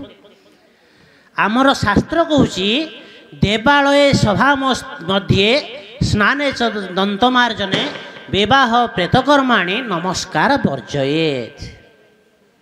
ଦେବାଳୟକୁ ଗଲେ କେହି କାହାକୁ ନମସ୍କାର ହେବା ନାହିଁ, କାହିଁକିନା ଆମେ ସମସ୍ତେ ପରମାତ୍ମା ପରମେଶ୍ୱରଙ୍କର ସନ୍ତାନ। ଆମେ ଅମୃତସ୍ୟ ପୁତ୍ରାଃ ବସୁଧୈବ କୁଟୁମ୍ବକଙ୍କୁ, ଯଦି ଗୋଟିଏ କୁଟୁମ୍ବ, ଆମେ ସମସ୍ତେ ସମାନ ଦେବାଳୟ ମଧ୍ୟ। ତେଣୁ କେହି କାହାକୁ ନମସ୍କାର କରିବା ନାହିଁ। ସଭାରେ ବସିଥିଲେ ବି କେହି ନମସ୍କାର କରିବା ନାହିଁ, କାହିଁକିନା ସଭାରେ ପଞ୍ଚ ପରମେଶ୍ୱର ଥିବେ। କାହାକୁ ଯଦି ନମସ୍କାର କଲେ, ସେ କହିଲା ମୋତେ ନମସ୍କାର କଲାନି, ତେଣୁ ସିଏ ତାଙ୍କର କୋପ ହେବ। ତେଣୁ ସଭା ମଧ୍ୟ କରିବାନି। ସ୍ନାନେ ଚ ଦନ୍ତମଞ୍ଜନେ, ସ୍ନାନ କରିକି ଆସୁଥିବା କିମ୍ବା ଦାନ୍ତ ଘଷୁଥିବା, ସେଇ ସମୟରେ କେହି ହେଲେ ନମସ୍କାର ହେବା ନାହିଁ। ବିବାହ ପ୍ରେତକର୍ମାଣୀ, ବିବାହ ସମୟରେ ହଉ ଆଉ ପ୍ରେତକର୍ମାଣୀ, ସେହି ସମୟରେ କେବେ ହେଲେ ଆମେ ନମସ୍କାର ହେବା ନାହିଁ। ତେଣୁ ଦେବଦେବ ମହାଦେବ ତ ସଭା ମଝିରେ ଥିଲେ, ତେଣୁ ସେ ତାଙ୍କର ଉଠିବାର କିଛି ଆବଶ୍ୟକତା ହିଁ ନଥିଲା। ତେଣୁ ସେ ଉଠି ପାରିଲେ ନାହିଁ, ତେଣୁ ନମସ୍କାର କରିବା ଉଚିତ। ସ୍ୱୟଂ ଭଗବାନ ଭାଗବତରେ କହିଛନ୍ତି ଯେ ଜ୍ଞାନୀଙ୍କୁ ମୋ ରୂପ ଗୋଚର, ଅଜ୍ଞାନୀ ଜନେ ମୁହିଁତୁ। ଜ୍ଞାନୀ ଲୋକମାନଙ୍କୁ ମୋର ରୂପ ଗୋଚର, ସେମାନେ ଜାଣନ୍ତି ମୁଁ କିଏ। ମୁଁ ହିଁ ଭଗବାନ, ମୁଁ ହିଁ ପରମାତ୍ମା, ସର୍ବଭୂତେଷୁ, ମୁଁ ସବୁଠି ସମାନ ହେଇକି ଅଛି। ଜ୍ଞାନୀ ଲୋକମାନେ ଜାଣନ୍ତି, କିନ୍ତୁ ଅଜ୍ଞାନ ଯିଏ, ମୂଢ଼ ଯିଏ, ତାଠାରୁ ମୁଁ ବହୁତ ଦୂରରେ ରୁହେ, ସେ ମୋତେ ଚିହ୍ନି ପାରେ ନାହିଁ। କେତେଟି ଉଦାହରଣ ନେବା। ମହାଜ୍ଞାନୀ ଭୀଷ୍ମ, କୂଳବୃଦ୍ଧ ପିତାମହ, ବାପାଙ୍କର ବାପା, କେତେ ବୃଦ୍ଧ ହେଲେ ତଥାପି ସେ ଶ୍ରୀକୃଷ୍ଣ ପରମାତ୍ମାକୁ ନମସ୍କାର କରନ୍ତି। କୁନ୍ତୀ ଶ୍ରୀକୃଷ୍ଣଙ୍କର ପିଉସୀ ନାନୀ, ତଥାପି ଶ୍ରୀକୃଷ୍ଣଙ୍କୁ ସେ ନମସ୍କାର କରନ୍ତି। ଏପରିକି ନାରାୟଣ ମଧ୍ୟ ଦେବ ମହାଦେବଙ୍କୁ ନମସ୍କାର କରନ୍ତି। ଯେଉଁଠି ଏମାନେ ଏତେ ଜ୍ଞାନୀ ଲୋକ ନମସ୍କାର କରନ୍ତି, କିନ୍ତୁ ଦକ୍ଷ ଜାଣିପାରିଲା ନାହିଁ, ମୂଢ଼ ଲୋକ, ସେ ଜାଣିପାରିଲା ନାହିଁ, ସେ ତାଙ୍କୁ ଅଧମ ନର ବୋଲି ଭାବିଲେ। ତେଣୁ ସେ ଚିନ୍ତା କଲେ ଯେ ମୋର ସେ ଶିଷ୍ୟ ମୋତେ କାହିଁକି ନମସ୍କାର କଲେ ନାହିଁ।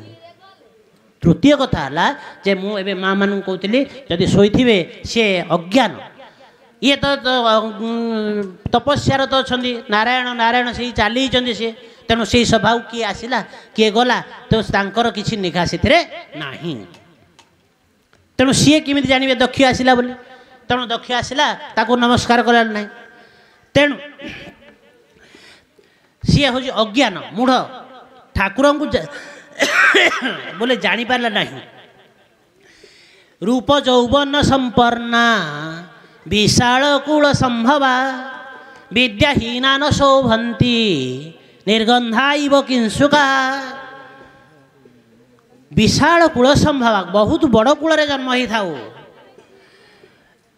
रूप यौवन संपन्ना भल रूप गुण रे सब समान ही था किंतु जदि विद्या नहीं से कौन सी जगह पूजा पाई परिबो नहीं न शोभन्ते सभा मध्य हंस मध्य बक यथा सभार से केवे पाइब नहीं जदि बग मान थे मध्य गोटे हंस मान मध्य बग भाया से सदा लगे तेणु एठी दक्ष राजा ब्रह्मांकर पुत्र हूँ किंतु मूढ़ हेले से किसी विद्या शिखिले नहीं जानीपारे ना तेणु भगवान को भी से हे ज्ञान कले हे ज्ञान कलापर से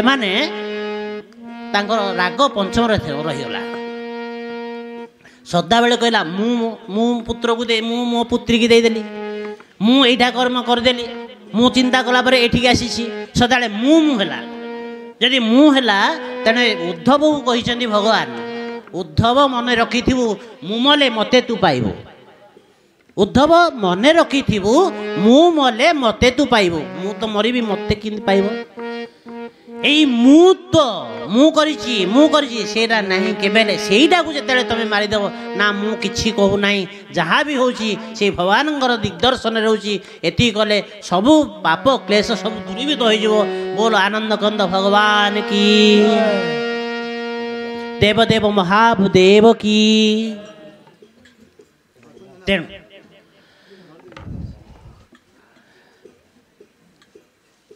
ब्रह्मा कथा अनुसार सतिंगी बरिले शिव किंतु से भगवान ब्रह्मा को भी से छाड़देला नाई मुझे बोली कहला तेणु आम समस्ते जानीजे कथार अच्छी गाँव में समस्ते कहते कणा को काणी जोग कर चक्रपाणी तेणु जिते विवाह किसी हुए एठी संबंध तो सब मैरेज सार मेड इन हेवेन सेठी सब तैयारी करते बापा माँ अंध प्रजापति निर्बंध तेणु आम निमित्त मात्र बापा माँ निमित्त मात्र किंतु सब सब वैदिक रीति सब किए क्या बाह किए कार बनिदा हम किए कार स्वामी हम सब आगुरी लिखा प्री फिक्सड तेणु से अहमिका जो ये रागिगले रागिगला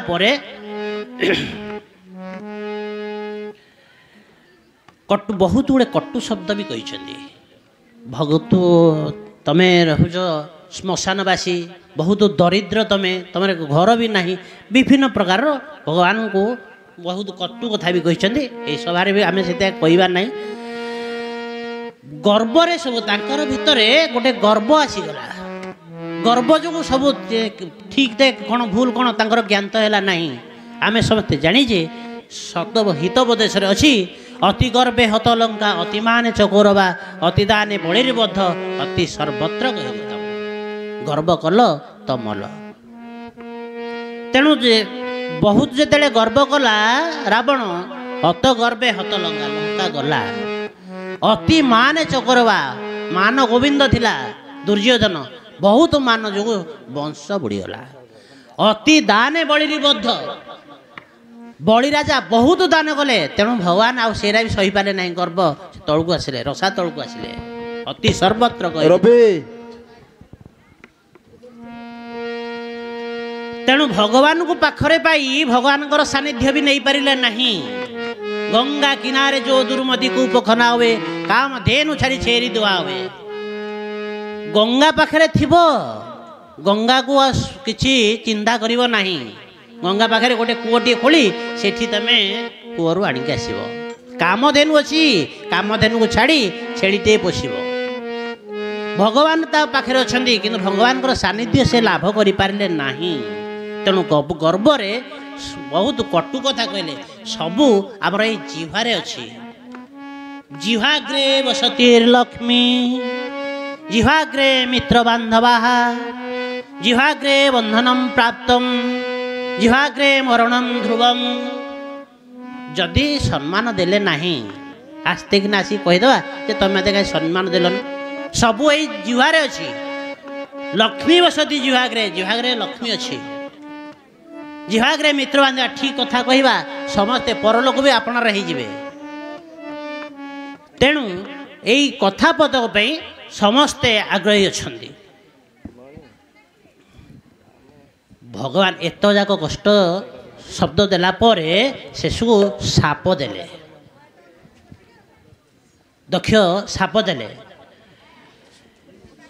अशेष देव यज्ञ भाव केबे हे हर न लभिब एकथा मोहर प्रमाण एतकु साक्षी नारायण तेणु सीए यज्ञ केवेले सी आर भागटा पाइबे ना यज्ञ विवर्जित रहिबे बोल आनंद कंद भगवान की जय हर हर महादेव की जय माता पार्वती की जय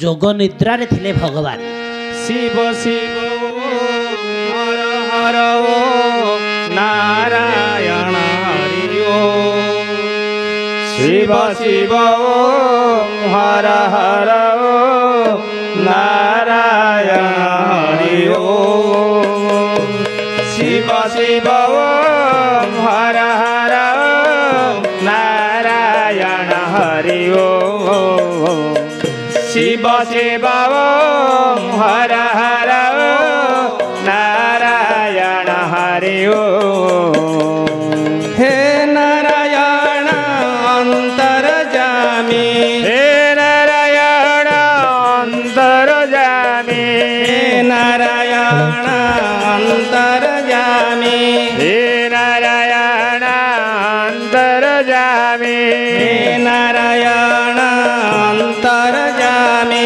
हे नारायण अंतर्जामी नारायण हरि ओम शिव शिव ओम हर हर ओम नारायण हरि ओम शिव शिव ओम हर हर ओम नारायण हरि ओम भगवान शिव शंकर ध्यान मुद्रा रे थिले तेणु एते कथा ही गलानी से किछि भी चिंता करि परिले नाही ध्यान रे अछंती सेही समय रे जेते बेले दक्ष एतक जो देले अभिशाप तामु पितांको ऊपर पड़िछि प्रमाद केबे हेले पुत्र संभाळी परिबो नाही ए सबु ठाकुरंकर अलक्ष्य रे चलीछि से किसी जानी ना कहीं से तपस्यारत भगवान शिव शंकर तेणु आमर कथार अच्छी उत्सव व्यसने चैव दुर्भिक्षे राष्ट्र विप्लवे राजद्वारे श्मशाने च जह तिष्ठति सह बांधव तेणु राजद्वारे हो श्मशान हो उत्सव समय हो व्यसन हो जी पाखरे ठिया सी ही प्रकृत बंधु तेणु जेते बेले शिव शंकर पाखे एतक अभिशाप पाई सारे नंदी महाराज थिले तांको पाखरे सी आउ केतेले संभाळिबे सीधा ठिया हेले कोपमूर्ति धारण कले आउ दक्ष को सेही सभा मध्य भी अभिशाप देले कौन अभिशाप देले दक्ष को जेबे आराधिब विष्णुर दोह से होइब गोविंद गोविंद पदु गड़ुछि मकरंदा तेणु दक्ष को जी आराधना करिवो सी विष्णुंकर द्रोह हम कहीं विष्णु हम तो रुद्र को तो देले अभिशाप विष्णुंकर कहीं द्रोह हम ना हरि आउ हर एक अभिन्न केबेले से अलगा कहते नहीं जीए हर सीए हरि जीए हर सीए हरि पूजिबु ताहांको एकाट्र करी बौललो केबे भाबिबु କେବେ ଭାବିବୁନି ଭିନ୍ନ କରି ବଉଳ ଲୋ କେବେ ଭାବିବୁନି ଭିନ୍ନ କରି ବଉଳ ଲୋ ବଉଳ ଲୋ କେବେ ଭାବିବୁନି ଭିନ୍ନ କରି ବଉଳ ଲୋ ଯିଏ ହର ସିଏ ହରି ତାଙ୍କ ଭିତରେ ଭିନ୍ନ ନାହିଁ ହରି ପୂଜା କରନ୍ତି ହରଙ୍କୁ ହର ପୂଜା କରନ୍ତି ହରଙ୍କୁ ଚିନ୍ତା କରନ୍ତୁ କେତେ ଅପୂର୍ବ ସଂଯୋଗ ଯେତେବେଳେ ନୀଳକଣ୍ଠ ହେଇଗଲେ ବିଷପାନ କରି ସେ ଶ୍ୟାମଳ ବର୍ଣ୍ଣ ଧରିଲେ ସଦାଶିବ ବିଷ୍ଣୁ ରହିଲେ ବିଷ୍ଣୁ ସଦା ସର୍ବଦା ପଜିଟିଭ ଥିଙ୍କିଂ ତେଣୁ ତାଙ୍କର ସିଏ ପଜିଟିଭ ରହିଲେ ଇଏ ନେଗେଟିଭ ରହିଲେ ଇଏ ଧଳା ରହିଲେ ସିଏ କଳା ରହିଲେ ତେଣୁ ଯେତେବେଳେ ଆମେ ଗୋଟେ ଜିନିଷକୁ ଦେଖିବା ତାର ଇଫେକ୍ଟ ଆମ ଉପରେ ପଡ଼ିବ ଯେତେବେଳେ ନାରାୟଣ ନୀଳକଣ୍ଠ ଭଗବାନ ଶିବଶଙ୍କରକୁ ଆରାଧନା କଲେ ତାଙ୍କର ଇଫେକ୍ଟରେ ନାରାୟଣ ଶ୍ୟାମଳ ବର୍ଣ୍ଣ ଧାରଣ କଲେ ଭଗବାନ ଶିବଶଙ୍କର ଆରାଧନା କଲେ ନାରାୟଣଙ୍କୁ ପଜିଟିଭ ତାଙ୍କୁ ତାଙ୍କର ଇଫେକ୍ଟରେ ଭଗବାନ ଶିବଶଙ୍କର ଗୌରବର୍ଣ୍ଣ ଧାରଣ କଲେ कर्पूर गौरम करुणावतारम संसार सारम भुजगेन्द्रहारम सदा वसंतम हृदयारविंदे भवम भवानी सहित नमामि कर्पूर गौरम कर्पूर भाया गोरा हो गले तेणु केते अपूर्व संयोग तेणु भगवान शिवशंकर आउ हर हरि दिजन जाक एक अभिन्न अच्छा तेणु हरं को कहवा जा हरि की कहवा जा तेणु सीधा अभिशाप देले जे जे दक्ष को पूजा करिवो से हरिंकर द्रोह आचरण करिवो एतिकी सरला परे से यज्ञ थिले पुरोहित भृगु ऋषि भृगु भगवान भृगु सीए पुरोहित माने पुरर जे हित साधन करते से पुरोहित तो पुरोहित हेले भगवान भृगु ऋषि जजमान हेले दक्ष राजा को जो अभिशाप देदेले जजमान पड़ा प्रमाद तेणु पुरोहित उठिले पुरोहित उठी से पुणे थे भगवान शिवशंकर को अभिशाप देले कौन अभिशाप देले हरं को केबे ब्राह्मण पूजा करेंगे नहीं शूद्र पूजा करेंगे हर केबे हेले मंत्र रे संतोष हेबे नहीं से सदाले शिव शंकर सेवारे संतोष हेबे जी शिवशंकर को पूजा करिवो सी पाषांड गति प्राप्त हबो एतक जाक देले अभिशाप भृगु ऋषि भगवान भृगु ऋषि महादेव एतिकी देला परे भगवान शिवशंकर सबू सही गले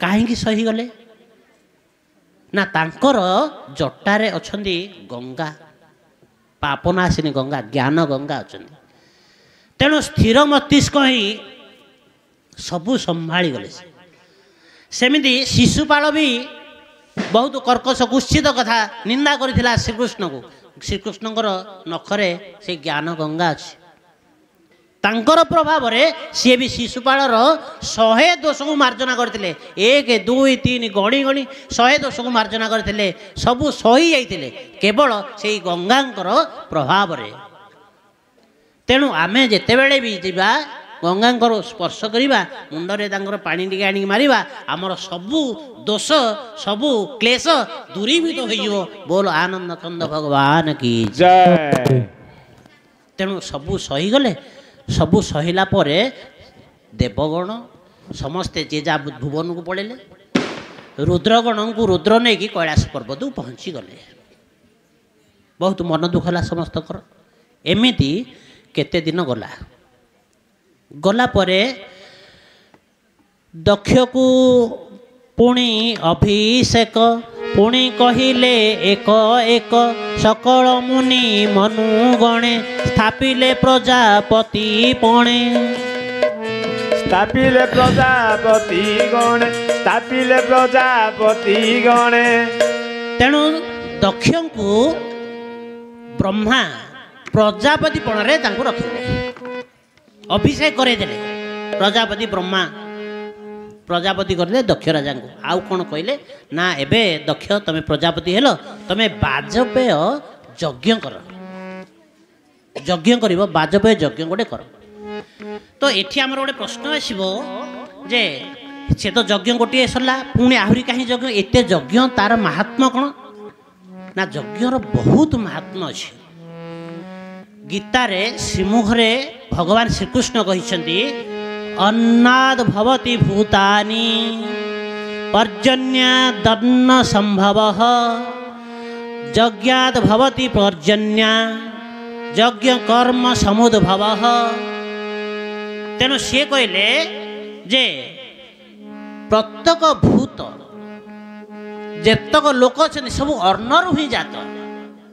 ପର୍ଜନ୍ୟ ଅର୍ଥ ବର୍ଷା, ଜଳ। ଅନ୍ନଟା ଜଳ ଯୋଗୁଁ ହେବ, ଜଳ ଯଜ୍ଞ ଯୋଗୁଁ ହେବ, ଯଜ୍ଞ ସୁକର୍ମରୁ ହେବ। ଯଦି ସୁକର୍ମ ଅଛି ଯଜ୍ଞ ହେବ। ଯଜ୍ଞରେ ଯଜ୍ଞ ନାରାୟଣଙ୍କୁ ଆମେ ଆହୁତି ପ୍ରଦାନ କରିବା। ଯଜ୍ଞ ଯଦି ଆହୁତି ପ୍ରଦାନ କଲେ ବିଷ୍ଣୁ ଭଗବାନ ସବୁ ଖୁସି ହୁଅନ୍ତି। ଯଦି ଖୁସି ହେବେ ତାହେଲେ କ'ଣ ନା ସମସ୍ତ ଦେବା ଦେବୀ ସମସ୍ତେ ତାଙ୍କର ଅଂଶ ବିଶେଷ। ମୋ ମାଂସ ଜୀବଲୋକେ, ମୋର ସବୁ ଜୀବଲୋକ ମାନେ ମୋର ଅଂଶ ବିଶେଷ। ତେଣୁ ସେ ସବୁ ଦେବତା ମାନେ ଯଦି ନାରାୟଣ ଖୁସି ହେଇଗଲେ ଦେବତା ମାନେ ସେ ତାଙ୍କର ଅଂଶ ବିଶେଷ। ତେଣୁ ତାଙ୍କର ଅଂଶ ବି ସେ ଯଜ୍ଞରୁ ବି ସେମାନେ ପାଇଗଲେ। ଯଦି ଯଜ୍ଞ ରହିଲେ ଦେବତା ମାନେ ବି ଖୁସି ହେଲେ। ଇନ୍ଦ୍ର ବହୁତ ଜଳବୃଷ୍ଟି କଲେ, ପବନ ଦେବତା ସୁଶୀତଳ ପବନ ପ୍ରବାହିତ କଲେ, ତ ଶସ୍ୟ ଶ୍ୟାମଳା ଧରିତ୍ରୀ ହେଇଗଲା, ଅନ୍ନ ହେଲା, ଭୂତ ସମସ୍ତ ସର୍ବଜନ ସମସ୍ତେ ସୃଷ୍ଟି ପବିତ୍ର ହେଇଗଲା। ତେଣୁ ଯଜ୍ଞର କେତେ ମାହାତ୍ମ୍ୟ। ଯଜ୍ଞରୁ ଯଦି ଚରୁ ସୃଷ୍ଟି ହେବ, ସେଇ ଚରୁ ଯଦି ଆମେ ଗର୍ଭକୁ ନିକ୍ଷେପ କରିବା ଶତଜନ୍ମର ପାପ କ୍ଷୟ ହେଇଯିବ। ତେଣୁ ଯଜ୍ଞ ଅନେକ ଗୁଣ ଅଛି। ତେଣୁ ବ୍ରହ୍ମା କହିଲେ ଯେ ତମେ ଗୋଟେ ବାଜପେୟ ଯଜ୍ଞ କର। ବାଜପେୟ ଯଜ୍ଞ ସୃଷ୍ଟି କଲେ ସିଏ ତ ଖୁସି ଅଛନ୍ତି, କାହିଁକିନା ପ୍ରଜାପତି ହେଇଛନ୍ତି। ତେଣୁ ଖୁସିରେ ବାଜପେୟ ଯଜ୍ଞ କଲେ। ହେଲେ ଖୁସିରେ ଯଜ୍ଞ ସିଏ ନା କଲେ, ତାଙ୍କ ଅନ୍ତରରେ ଅଛି ଭଗବାନ ଦେବଦେବ ମହାଦେବଙ୍କ ପାଇଁ ବୈରୀ ଭାବ, ଦୁଷ୍ଟ ଭାବ। ତେଣୁ ସିଏ ରାଗରେ କେମିତି ତାକୁ ଆମେ ଡାକିବା ନାହିଁ, ଯଜ୍ଞ ସମ୍ପନ୍ନ କରିବା। କ୍ରୋଧବଶତଃ ରାଗବଶତଃ ସେ ସେଇଟା ତିଆରି କରିପାରିଲେ। ଆମେ ସମସ୍ତେ ଜାଣିଛେ କ୍ରୋଧାତ୍ ଭବତି ସମ୍ମୋହ, ସମ୍ମୋହାତ୍ ସ୍ମୃତି ବିଭ୍ରମ, ସ୍ମୃତି ଭ୍ରଂଶାତ୍ ବୁଦ୍ଧିନାଶ, ବୁଦ୍ଧିନାଶାତ୍ ପ୍ରଣଶ୍ୟତି। ଗୀତାରେ ଭଗବାନ କହିଛନ୍ତି ଯଦି ରାଗିଗଲ ତେବେ ତମର ସ୍ମୃତି ବିଭ୍ରମ ହେଇଯିବ, ଯଦି ସ୍ମୃତି ବିଭ୍ରମ ହେଇଯିବ ତେବେ ବୁଦ୍ଧିନାଶ ହେଇଯିବ, ଯଦି ବୁଦ୍ଧିନାଶ ହେଲା ତେବେ ସର୍ବନାଶ ଆଡ଼କୁ ଯିବ। ତେଣୁ ରାଗ ହିଁ ବ୍ରହ୍ମଚଣ୍ଡାଳ। ଯଦି ରାଗିଗଲ ସର୍ବସ୍ୱ ନଷ୍ଟ କରିଦେବ, ଦେବନି ବେଶୀ ନେଇଯିବ ବେଶୀ ରାଗ। ସେଇ ରାଗରେ ଯେତେବେଳେ ଯଜ୍ଞ କଲେ ହର ହର ମହାଦେବଙ୍କୁ ଛାଡ଼ି ରୁଦ୍ରଙ୍କୁ ଛାଡ଼ି ଆଉ ସମସ୍ତେ ଆସି ଯଜ୍ଞରେ ପହଞ୍ଚିଗଲେ। ସମସ୍ତେ ଯଜ୍ଞରେ ଆସିଲା, ଆମେ ସମସ୍ତେ ସବୁ ବିମାନରେ ଆସୁଛନ୍ତି, କିଏ ସ୍ୱାମୀ ସ୍ତ୍ରୀ ହେଇକି ଆସୁଛନ୍ତି, ମୁନି ଋଷିଗଣ ଦଳ ଦଳ ହେଇକି ଆସୁଛନ୍ତି, ସମସ୍ତେ ଆସୁଛନ୍ତି। ତ ଆକାଶ ବେଦବାଣୀରେ ପୂର୍ଣ୍ଣ ହେଇଗଲା। ହରେ ମୁରାରେ ମଧୁକୈଠ ଭାରେ ଗୋବିନ୍ଦ ଗୋପାଳ ମୁକୁନ୍ଦ ସୌରେ ଯଜ୍ଞେଶ ନାରାୟଣ କୃଷ୍ଣ ବିଷ୍ଣୁ ନିରାଶ୍ରୟ ମାଂ ଜଗଦୀଶ୍ୱରକ୍ଷ।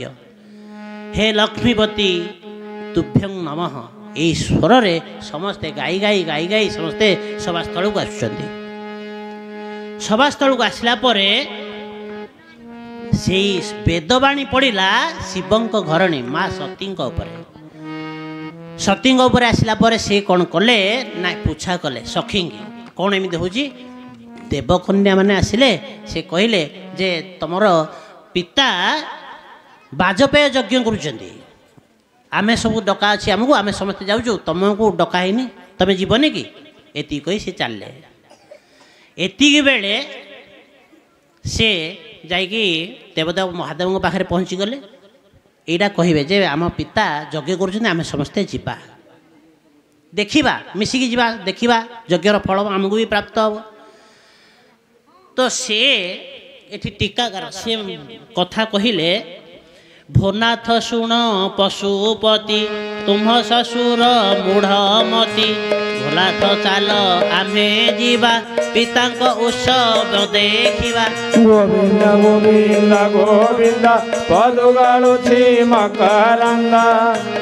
ତେଣୁ ଭଗବାନଙ୍କୁ ସେ ଯାଇ କହିଲେ जे शुण तुम ससुर मूढ़मती मो बापा बोली सी किसी कही ना कहले तुम ससुर मूढ़मती केते कहूँ टीकाकार मैंने किए व्याख्या करुच्ची रागरे कहले जा बापा मैंने आमको डाक नहीं सी गले बापा नुह तुम ससुर कर चल जा आउ केते कहते जे आम ससुर को ज्वाई जावाक भारी खुशी लगे तेणु मो बापा न कहीकि सी कहले तो ससुर कर चल जा से उत्सव आम देखा तेणु ससुर जिते कहले देवादिदेव महादेव महाज्ञानी त्रिकालदर्शी से कहले जे ब्रह्मस्मि अहम ब्रह्म तेणु आमे समस्ते तमे सती तमे मु रुद्र आमे समस्ते परमात्मा टिके बुले देले मु परमात्मा बोली कहले नहीं आमे समस्ते से परमात्मा संतान तेणु आमे जदि गोटे संतान रहिले ताले सेही केस रे किए ससुर किए ज्वाई आमे समस्ते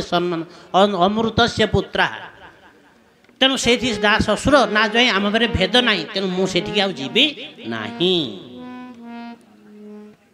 माता सती चिंता कले नाई आमको तो डाकी ना किमिति जीवा तथापि जीवाई तो बहुत इच्छा बुलेगी से भगवान शिव कहले जे केतरा जगह अच्छी से डाकिबा किसी आवश्यकता नहीं पिता भर्ता गुरु सदने जोगाई जीवा आवरण तेणु पिता घर को माँ मैंने जो पिता घर को जीवा आमको पिता डाकिबा किसी आवश्यकता नहीं पिता घर गला बेले किसी बरण रे जीवा दरकार नहीं जिते चाहिए से आम जापर भर्ता गुरु सदने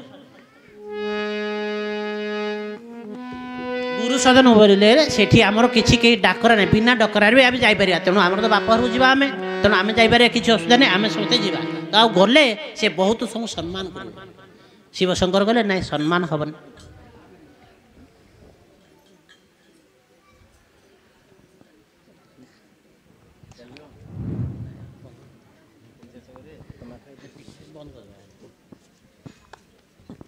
देश भारत माटी देश भारत माटी उड़ीसा जन्मभूमि हम धर्म बढ़िया उड़ीसा धर्म बढ़िया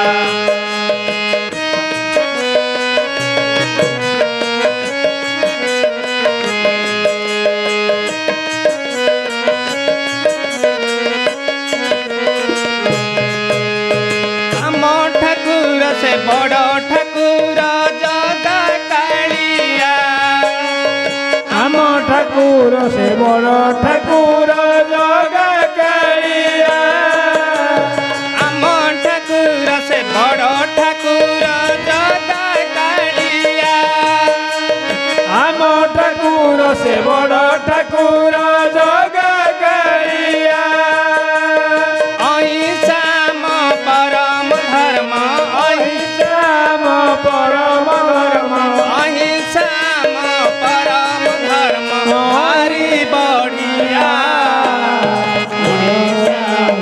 जन्मभूमि हम धर्म बढ़िया ओडिशाम धर्मभूमि हम धर्म बढ़िया भारत हम स्वाधीन देश भारत माटी भारत हम स्वाधीन देश भगवती ओडिशाम जन्मभूमि हम धर्म बढ़िया ओडिशाम जन्मभूमि धर्म बढ़िया कोणार्क देउल चूल मारिल धर्मा कोणार्क देउल चूल मारिल धर्मा कोणार्क देउल चूल मारिल धर्मा कोणार्क देउल चूल मारिल धर्मा बार सर बढ़े पिला बराबर सर बढ़े पिला बार सर बढ़े पिला बराबर सर बढ़े पिला रखिल जातिर ना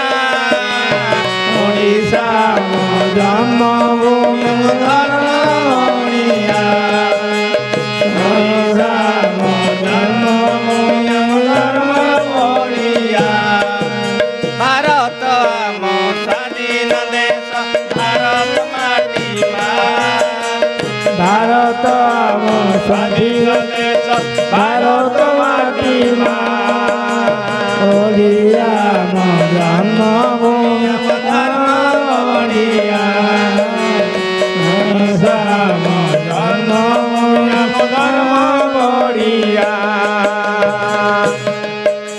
बोल आनंद कंद भगवान की जय हर हर महादेव की जय माता पार्वती की जय एमिति चिंता करी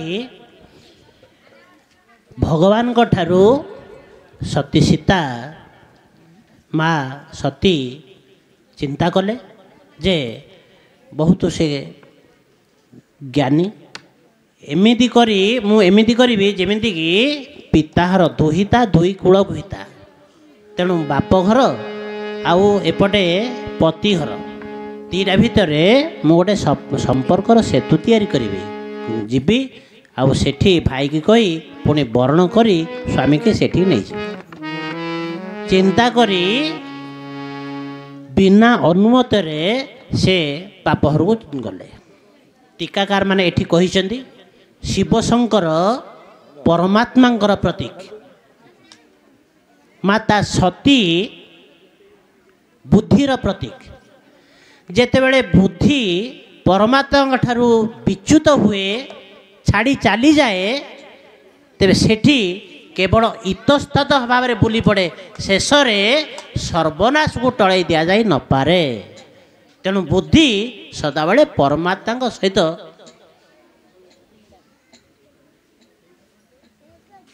लागी रहिबा दरकार तेणु माँ सती यज्ञस्थल को गले यज्ञस्थल समस्तंकर सम्मान भी पाइले किंतु सम्मान रे खुशी नथिले कहीं ना तांकर दुख केमिति से पिता को बुझे भाई की पठेई पति की तांको घर को लेकिन जीवे किंतु सेति पाइलेनी निज को निजे जोग अग्नि रे भस्म कले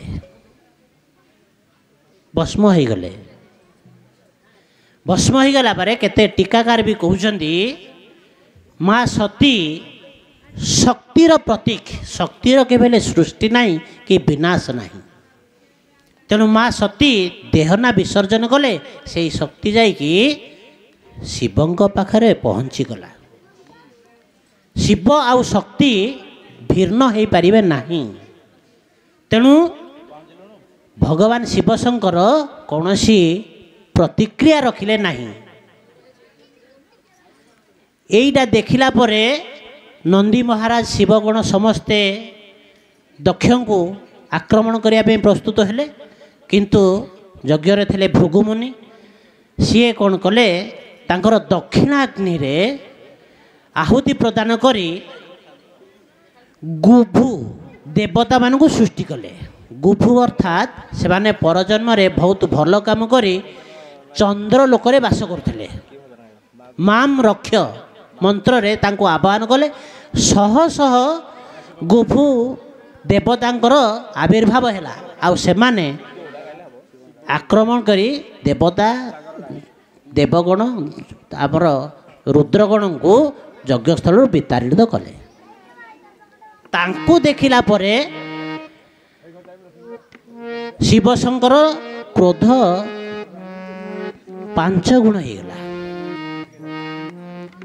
पिंगल वर्ण धारण कले नटराज हेले शिव कोपमूर्ति धारण कले जटा छिंडेले तले पकेला परे वीरभद्र सृष्टि हेले वीरभद्र शिवंकर प्रतीक अट्टहास्य करी यज्ञ को ध्वंस कला करने आदेश देले आदेश रे ध्वंस है यज्ञ रे दक्षर मुंड छिन्ना जाई से यज्ञ कुंड रे पके नष्ट कर दिगला भृगु ऋषि जे शिवशंकर को अभिशाप देते ତାଙ୍କର ଦାଢ଼ି ବି ଉପଡ଼େଇ ଦିଆଗଲା।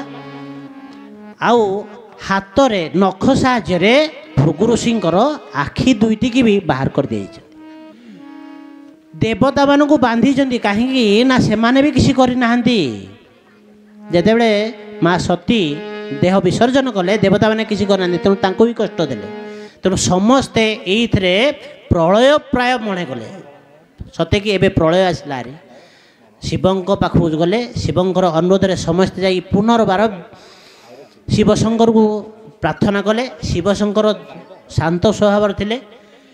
ପ୍ରାର୍ଥନା ଶୁଣି ପୁନର୍ବାର ସେ ଦକ୍ଷଙ୍କ ମୁଣ୍ଡରେ ଛାଗ ମସ୍ତକ, ଭୃଗୁ ଋଷିଙ୍କୁ ପୁଣି ପୁନର୍ବାର ଚକ୍ଷୁ ପ୍ରଦାନ କଲେ, ଛାଗ ଦାଢ଼ି ବି ପ୍ରଦାନ କଲେ। ଆଉ ଦକ୍ଷ ଯଜ୍ଞ ସମ୍ପୂର୍ଣ୍ଣ ହେଲା। ଆସିଲେ କମଳାପତି ନାରାୟଣ, ସେ ବି ବହୁତ ବୁଝେଇଲେ। ହରହରିଙ୍କି ଯିଏ ବି ଭିନ୍ନ କରିକି ପ୍ରାର୍ଥନା କରିବ ତେବେ ସେ କୌଣସି ଫଳ ପାଇବ ନାହିଁ। ତେଣୁ ସମସ୍ତଙ୍କ ସହଯୋଗରେ ଦକ୍ଷ ଯଜ୍ଞ ସମ୍ପୂର୍ଣ୍ଣ ହୋଇପାରିଲା। बोल आनंद कंद भगवान की, उमापति महादेव की जय, माता पार्वती की जय, आजिर सत्संग की जय, आजिर आनंद की जय, और हर हर महादेव की जय। तमे पाइछ कि नाई खबर আজি জাগর তমে যাউছ কি নাই মন্দির আজি জাগর দীপ জানি সারা রাতি পুজিবা শিব পার্বতী দীপ জানি সারা রাতি পুজিবা শিব পার্বতী মଣିষ জীবন পরা পানির গার তমে পাইছ কি নাই খবর আজি জাগর তমে যাউছ কি নাই মন্দির আজি জাগর তমে পাইছ কি নাই খবর আজি জাগর তুমি যাউছ কি নাই মন্দির আজি জাগর যেতে রোগী ভোগী যোগী বৈরাগী सबको कबाट खोला जेते रोगी भोगी गोगी बैरागी सबको कबाट खोला जेते साधु सन्त शिवଙ୍କ भगत କରୁଥିବେ ସେଠି ମେଳା ଯେତେ ସାଧୁ ସନ୍ଥ ଶିବଙ୍କ ଭଗତ କରୁଥିବେ ସେଠି ମେଳା ଭଗତ ମେଳରେ ରହି ଶିବ ପଞ୍ଚାକ୍ଷର ଗାଇ ଭଗତ ମେଳରେ ରହି ଶିବ ପଞ୍ଚାକ୍ଷର ଗାଇ ଆନନ୍ଦରେ ନାଚୁଥିବ ମନ୍ଦିରେ ତାର ତମେ ପାଇଛ କି ନାଇଁ ଖବର ଆଜି ଜାଗର ତମେ ଯାଉଛ କି ନାଇଁ ମନ୍ଦିର ଆଜି ଜାଗର ତମେ ପାଇଛ କି ନାଇଁ ଖବର ଆଜି ଜାଗର ତମେ ଯାଉଛ କି ନାହିଁ ମନ୍ଦିର ଆଜି ଜାଗର ମନ୍ଦିର ଉପରେ ଦଧିନଉତିରେ ଜଳୁଥିବ ମହାଦୀପ ମନ୍ଦିର ଉପରେ ଦଧିନଉତିରେ ଜଳୁଥିବ ମହାଦୀପ ସେ ଦୀପ ଦର୍ଶନ ଅଟେ ମହାପୁଣ୍ୟ कोटि जीव सबु पाप से दीप दर्शन अटे महापुण्य कोटि जीव सबु पाप से दीप जलिला परी जीवन टा गले जली से दीप जल जलिला परी जीवनटा गले गली हसी हसी पारी हेबा बोबो सागर तमे पाइछ कि नाही खबर আজি जागर तमे जाउछ कि नाही मन्दिर আজি जागर दीप जाली सारा राती पूजी बासिब पार्वती दीप जाली सारा राती पूजी बासिब पार्वती मनीष जीवन परा पानी गार तमे पाइछ कि नाही खबर আজি जागर तमे जाउछ कि नाही मन्दिर আজি जागर तमे पाइछ कि नाही खबर আজি जागर तमे जाउछ कि नाही मन्दिर আজি जागर बोलानंद एक बार हरि बोला हर महादेव की जय शंभुनाथ की जय भगवान शिव की जय जय जगन्नाथ की जय श्री रामचंद्र की जय लक्ष्मण लाल की जय सीता मैया की जय श्यावर रामचंद्र की जय लाला की जय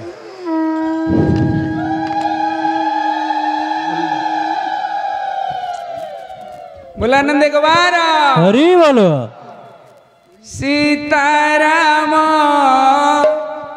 भजरे मन हौ हौ भजिले पाइबु हाँ हाँ भजिले पाइबु मुक्ति राम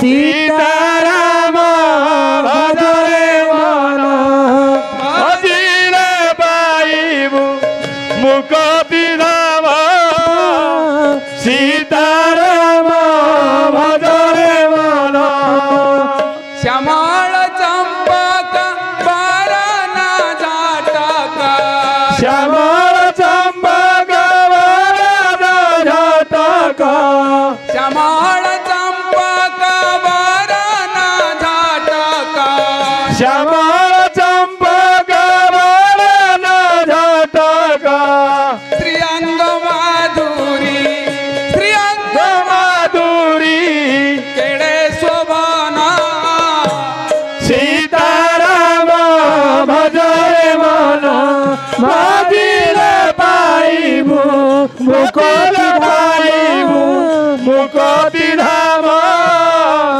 सीताराम भजरे मन तोरी गो पाद लागी कहल नारी पति सापु से तारी पाद लागे ललारी पति सापु गला से तारी पाद लागी कहल नारी पति सापु गला से तारी पाद लागी ललारी पति सापु गला से तारी कोई कई बात होइला मुकत धोई कई बात होइला मुकत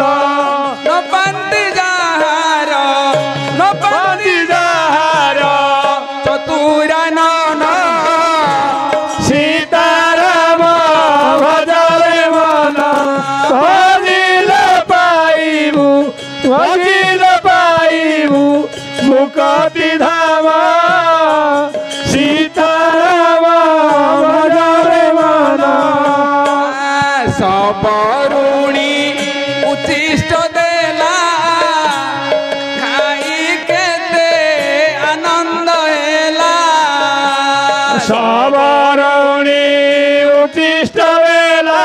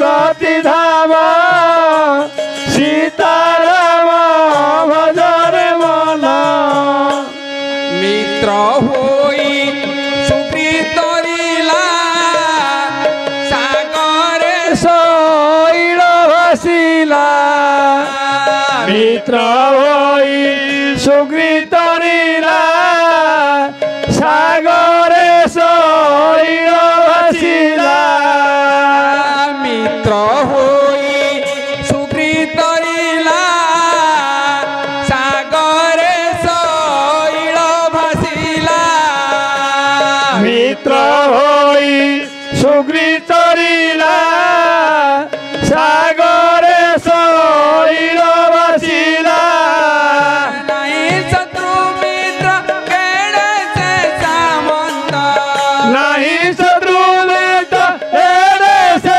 सामंत दिवसी गोसे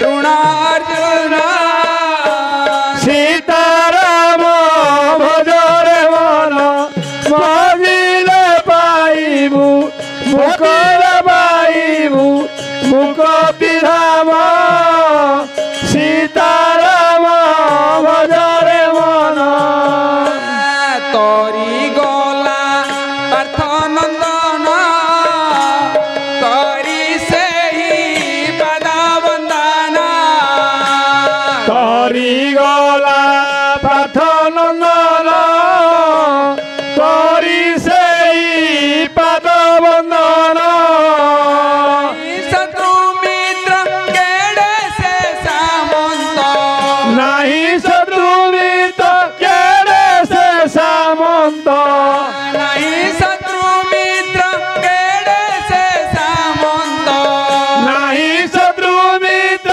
केड़े से सामंत किए देखी छकी प्रिय देखी चौकी तिनी भुवन सीताराम भजरे मन भजिले पाइबु मुक्ति धाम सीताराम भजरे मन बोलानंद एक बार